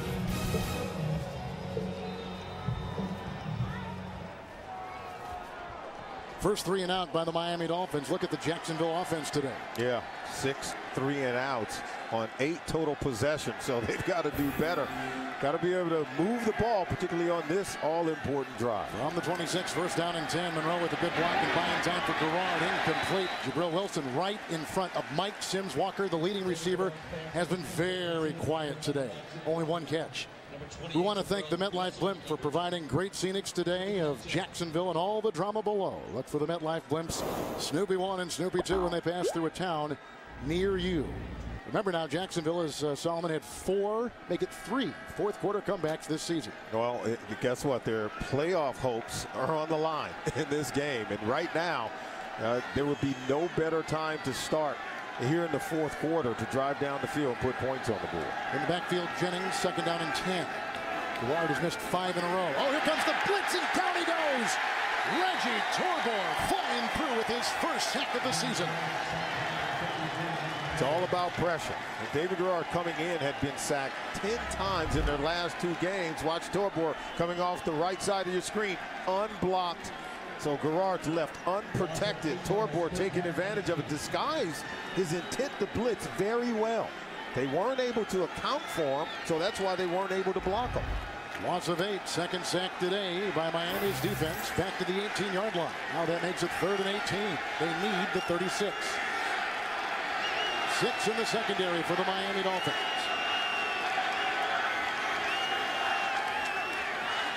Coming again, here comes Wake off the corner. Maurice Jones-Drew. Brought down by Jeremiah Bell and Jabril Wilson. The tackle made shy of the 35, about a yard shy of the first down. Made a 17-yard catch and run on 3rd and 18. And boy, is he close. We talk about getting the ball to Maurice Jones-Drew, whether it's running it or catching it. Watch how he makes guys miss, attacks the first down marker. Is going to come up just a little short, but I believe Jacksonville is going to go for it. They know how important it is. What do you think of this call? I think it's a good call. I mean, he was so close. Now, this is where your offensive line has to win for you. I don't think you throw it here. I think you've got to be able to run it and power it in. No one goes for more 4th downs than Jacksonville. 4th and 1. But look at it, their own 35. The consequences are huge. The gamble there. He's got the first down. What a great block by Evan Britton, the rookie right tackle, number 73, opening the door. A 13-yard run by Maurice Jones-Drew to the 49. It's a first down. Boy, Jack Del Rio told us about his 2 young tackles. Talk about how good they are going to be. There he is, 73. See the kick out? Really, he didn't even have to hit anyone. You're right. You know, that's the thing, though. He was out there, and that's what made the defensive back had to react. Hesitant. No one wants to get trucked by a big offensive tackle weighing 300 pounds, so you do anything you can to get out of the way. Jennings in the backfield, first down and 10 from the 48. Good time, bobbled, reeled in on the near side.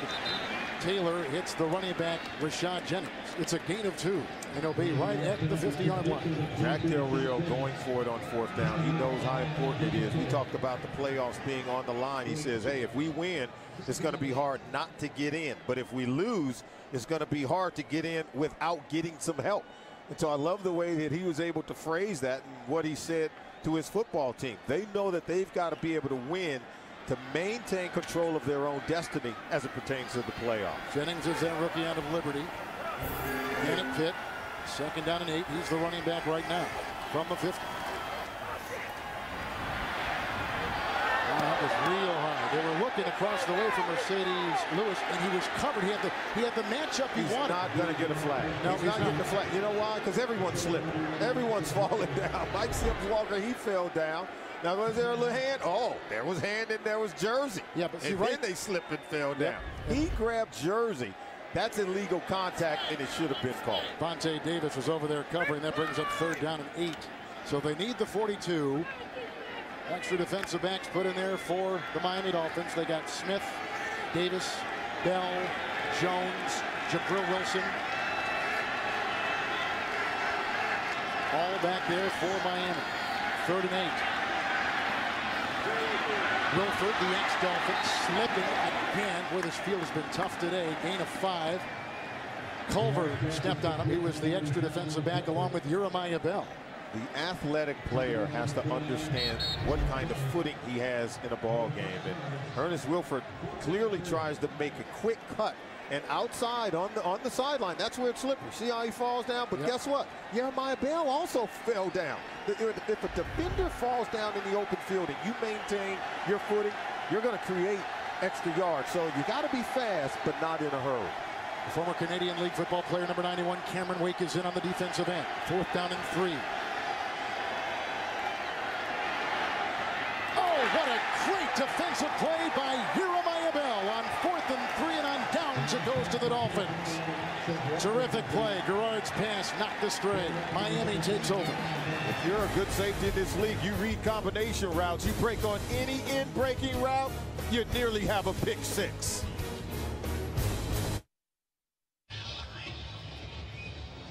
Jacksonville has won 5 consecutive home games, and under Tony Sperano in the month of December, Miami is 5-0. Oh, something's got to give with 2 stellar teams at this time of the year. On downs, 1st and 10.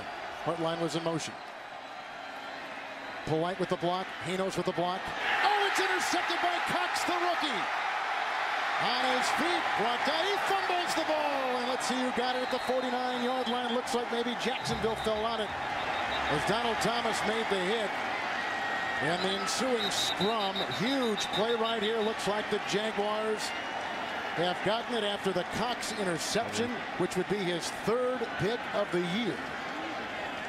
Starting every game, huge turnover by Miami. That is their 3rd of the day. We said the 4th quarter was the Achilles heel for the Miami Dolphins. Now watch, here he is right here. And he's going to see Fasano coming here, even though the route here, he just sits on it. That's called reading the combination route. One goes up the field, you sit and wait for number 2 to come back to you, and that's exactly what he did. That's how you play the cover 2 corner. Let the number 1 receiver drift up the field. You read number 2 coming right back at you, sit on it, and get yourself an interception. Excellent play by the rookie, Derek Cox. Chad Henne didn't see the corner sitting outside. They've got a couple tight ends, one of which is in motion. 1st and 10 from their own 49. Maurice Jones-Drew. Wilford with the block, chased by Aiken Adele. Into the secondary. Brought down by Jeremiah Bell.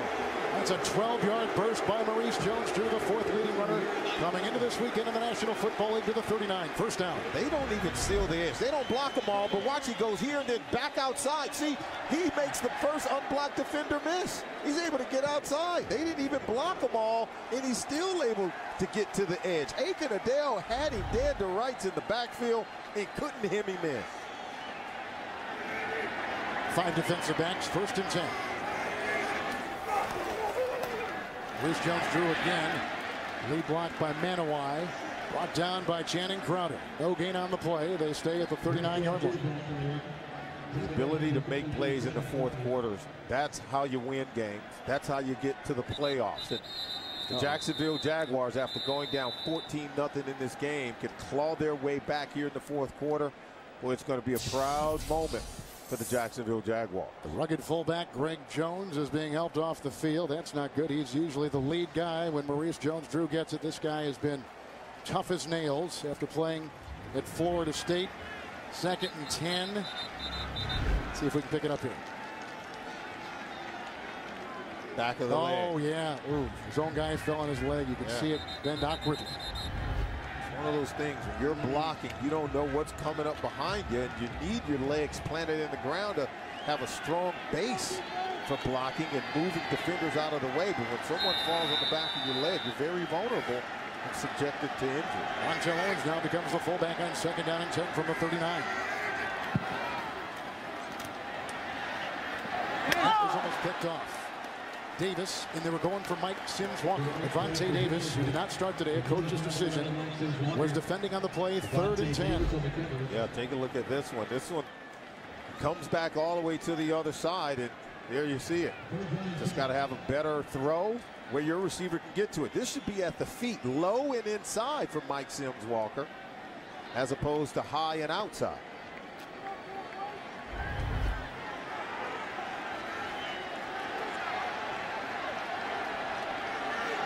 Third and 10. 5 defensive backs. Cameron Wake is in, almost got to him, knocked down. Was it Torbor? It's a loose ball. Wake was pushing. Somebody deflected it. I thought it might have been Reggie Torbor, who just got a sack on the last series.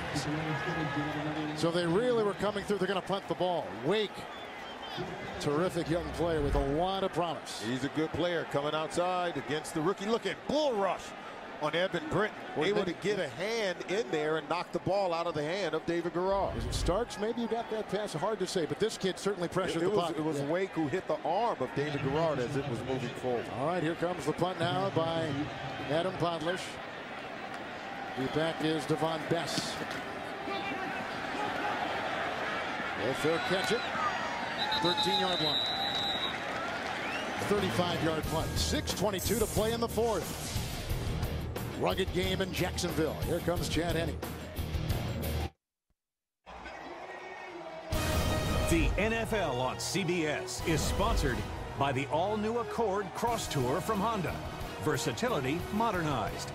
And by the new Subway $5 footlong chicken marinara melt. Subway, eat fresh. Miami has turned it over 3 times, and Jacksonville's got nothing out of it. Yeah, Miami has really been able to dodge a bullet. In Jacksonville, you've got to be able to take advantage of your ability to take the ball away and create turnovers. 1st and 10, Ricky Williams, polite and long ahead. The dive, the Reggie Nelson tackle, and the dive takes him to about the 19-yard line, and he picks up 6 on the play. Well, the Dolphins could have themselves possibly a blowout if they don't miss on these opportunities. Missed field goal in Jaguar territory, and then Ricky Williams, he fumbled as they were knocking on the door, trying to put more points on the board. And then the last possession, the interception, they had excellent field position right around midfield, and Henne gets picked off by Derek Cox. So Coach Morano's got to be pulling what hair he has left, got to be pulling it out. 2nd down and 4. Bess is in motion. He has been shut out since late in the first quarter. And so right there, Bess brought down by Smith. Hit by Brackenridge, and that is a 6-yard gain to the 26-yard line. Coach Morano told us that he's spent about 10 hours breaking down their problems and their issues in the fourth quarter. This is what really good coaches do. You got to be able to put your finger on the pulse for why your team is struggling in a certain area. And he said penalties. We've turned the ball over, which we showed you in the package there. And then we haven't been able to get any takeaways on defense. You can see him stalking that sideline, imploring his offense to get it going. Garnersville taking the place of the right tackle of Carey. 1st and 10. Ricky Williams following Lusaka Polite. Tripped up. Looked like maybe Smith got a hand on him, and then falling forward is Ricky Williams, who now on the day is got 7 yards right there and over 100 for the afternoon. Who needs the Wildcat when you can run like this? And follow Lusaka Polite, because he's going to take you where the yards are. Look how he runs right in Lusaka's hip pocket. He's able to get the kick out on Allen and power it up inside. I think Lusaka Polite is one of those players that Morano was talking about. A versatile player who can run it, who can catch it, and boy, can he block. 2nd down and 3. Williams with 105 yards, drilled by the outside man, Quentin Grove. 2nd-round pick out of Auburn 2 years ago. No gain on the play. And they stay at the 33. They would have gotten Grove's block. That play looked like it had a chance of popping to the 2nd level of the defense. And boy, is Ricky Williams starting to rack up. He's over 100 yards rushing on the day. Listen to the second half of offense for Miami. Missed field goal, punt, fumble by Williams, 3 and out, interception. Not much. Yeah, and that's why you see Sperano over there saying, hey, let's get it going. We've got opportunities here. We've got playoffs on the line. It's 3rd down and 3. Garner with a good block at the right tackle, deflected and incomplete.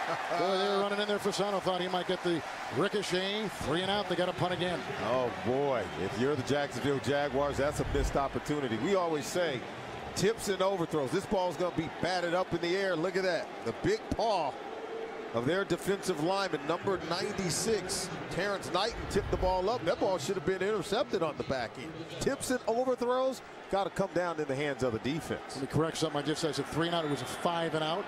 Another punt coming up for Miami. Fields. Not much here. Jacksonville bounce. Ogilvie gets it at the 31-yard line, 36-yard punt. And coming up next on CBS, Phillip Rivers and the Chargers try to keep on rolling down in Dallas. They'll take on Tony Romo and the Cowboys. We saw San Diego last week in Cleveland come out with the win against the Browns. So here is Jacksonville. They've got a couple timeouts. They have decent beginning field position. Not great, 31-yard line. And they got 3.5 with which to work, and they're down by 4. How about fourth quarter comebacks? We count 3 of them this year for Del Rio's Jaguars. They've been able to do it against the Rams, the Jets, and, of course, the Buffalo Bills. 1st and 10. Manawai the block at the guard. Mercedes Lewis hit by Jeremiah Bell. First down, 47, 16-yard strike. Started with good protection and an excellent route ran that time by Mercedes Lewis. Look at the protection. See the wall in front of Garrard? See, when you have that, then you can stand up, step up in the pocket, and drill the ball down the field. Jeremiah Bell said he's too big to get around. I couldn't get the ball out. Langford, Soliai, Merling on the defensive line. 1st and 10. Monroe keeps out the defense, but here on the other side comes Langford and staggering ahead to the 49. The quarterback, Garrard, he has been hit all day long and picks up a meager 2, and Langford is in there with the play. Oh, they've only sacked him twice. This would have been a sack if he doesn't get out of there and start pressing the line of scrimmage. See, they can't tackle him, so he's able to get just a small gain on the play to prevent the sack, but the pressure on David Garrard has been immense all day long. 5 defensive backs, 2nd down and 8. Maurice Jones-Drew hit by Crowder. But he's into Miami territory on a gain of 4. Are you sure? I think Crowder was hit by Maurice Jones-Drew. Boy, he packs a lot. Look, who has to refasten their chin strap? And look who's there, John, too. 2-minute warning. Jacksonville's got it with 2 timeouts, down by 4. What a game.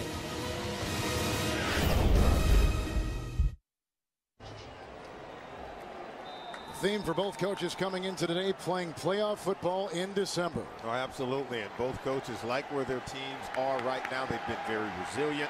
One team got off to an 0-3 start. The Jacksonville Jaguars got off to an 0-2 start, so they play their way to this point. Now they've got to pick it up. 3rd and 4. Pitch out to Jones-Drew. Pulling his brick. Nice defensive play by rookie Vontae Davis. Gain of 2.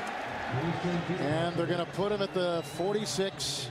It'll be 4th and 2. Watch Britton, 73. He doesn't block Davis. See, yep. Davis is able to get around him that time. You're right. You're right. And he's able to get to the feet of Maurice Jones-Drew. And if you're the big man, you get to the edge. You got to be able to pick up the block. They need the 44. 4th and 2. 6 defensive backs. Garrard. Oh, what a great read in the middle by Starks. And why not? He is probably the defensive MVP this season so far for Miami. Loss of 6. Huge play back to the 50. I could tell from up here you were going to get quarterback draw. You did not have the linebackers backing up the line of scrimmage, and then you saw a bubble in the line. See the bubble here? That's what he's seeing right there, and that's why he felt he could get to that. But then look at the penetration by Starks. He was able to get so deep in the backfield that opening over to the left side, he couldn't get there. And that's why he tried to get to his right, and that's when Starks slammed the door shut. Winieri completely whiffed on the block, the right guard. He came right through that gap between the center and the right guard. And you take a look at Randy Starks. He's been terrific. 1st down and 10. Uh-oh, there's a bobble, and Henne's got a fall. There was a bad exchange. He reeled it in. And that was a Quentin Groves tackle. Loss of 3, 47-yard line to James Brown in New York. Kevin, not pretty there, but take a look at this. Brandon Marshall of Denver, NFL tying 20th catch in a single game on that 5-yard TD reception that ties Terrell Owens. And Indy leading by only 5 late in the 4th. If it stays close, we'll take you there for the finish. Kevin and Solly. He is an emerging star, is this Marshall. Oh, absolutely. And you can see why Josh McDaniel didn't want to let him go. He wanted out, but they wouldn't let him leave the island. Boy, the AFC right now, remember that second slot gets not only a first week bye in the playoffs, but home field in week 2. Yeah, big game, San Diego and Dallas, and then Cincinnati playing the Minnesota Vikings, and then both teams will hook up and play out in San Diego next week. Donald Thomas back in at the right guard. Garner playing the right tackle. Smiley at the left guard, second down and 12. A lot of tight ends. I think of the full house backfield with Hanos. Ricky Williams over 100 yards today. Corkscrews his way into Jacksonville territory. You know, avalanche of players bring him down. And on the play had a gain of 3. So mark him at the 49. Well, the Dolphins will be at Tennessee. Gain of 3 yards. After that gain of 3. Then they got Houston. Then they got Pittsburgh. They got a tough road ahead themselves.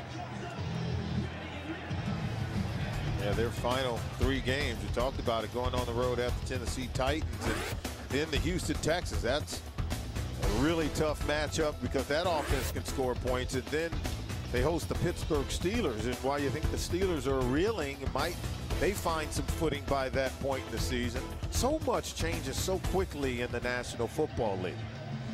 Pittsburgh Steelers were 6-2 at one point, and now they've lost 5 in a row.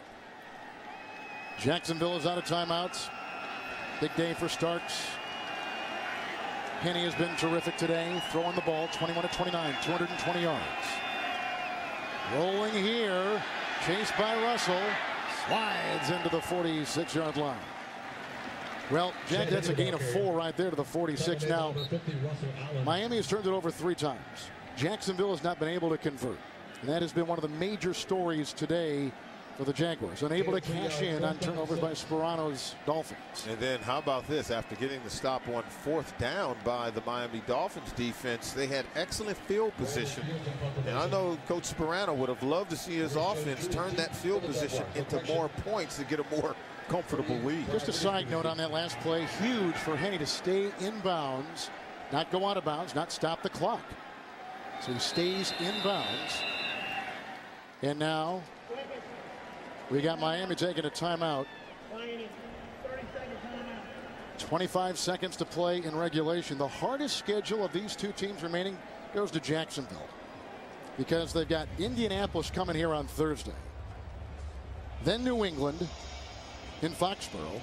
Then Cleveland in Cleveland. Yeah, so if you don't win today, I mean, you could essentially lose 3 in a row after going 7-5 because you know Peyton Manning's going to come here. He means business. You got to go up to New England and play the Patriots and Tom Brady. And so if you don't win today, that could be 3 straight losses before you see Cleveland in the season finale. New England right now is on top of Carolina by 7, 17-10 with about 4 minutes left in that one. Witherspoon watches this punt sail downfield by Brandon Fields. 46-yard punt. All right, no timeouts. They're going to start 1st and 10 at their own 20-yard line. Take us inside this quarterback, Garrard, what he's got ahead of him here. You know, the offensive line has really struggled to protect. So if you're going to push the ball down the field, and that means you've got to have protection. I believe they got to take some shots over the middle of the field. Of course, they don't have any timeout, so that's going to be real difficult to do. So if you're the Miami Dolphins, defend anything going to the boundary because they're going to try to catch it and get out of bounds and stop the clock. But you've got to push the ball down the field. 6 in the secondary. The deepest are Culver and Jabril Wilson. 1st down and 10. No timeouts. Garrard. Good block by Laneri. Chased by McDaniel from behind. Here comes Cameron Wake. Oh, is he forced to be dealt with his 5th sack. 3rd sack given up by Jacksonville. Loss of 3. The clock can't be stopped. And that is the dagger. And Miami has come out and won their 6th December game for Tony Sperano. They go to 7-6. Jacksonville loses. They go to 7-6. What a finish we're in store for in the AFC. For Solomon Wilcox, Kevin Harlan, the Burger King update next on CBS.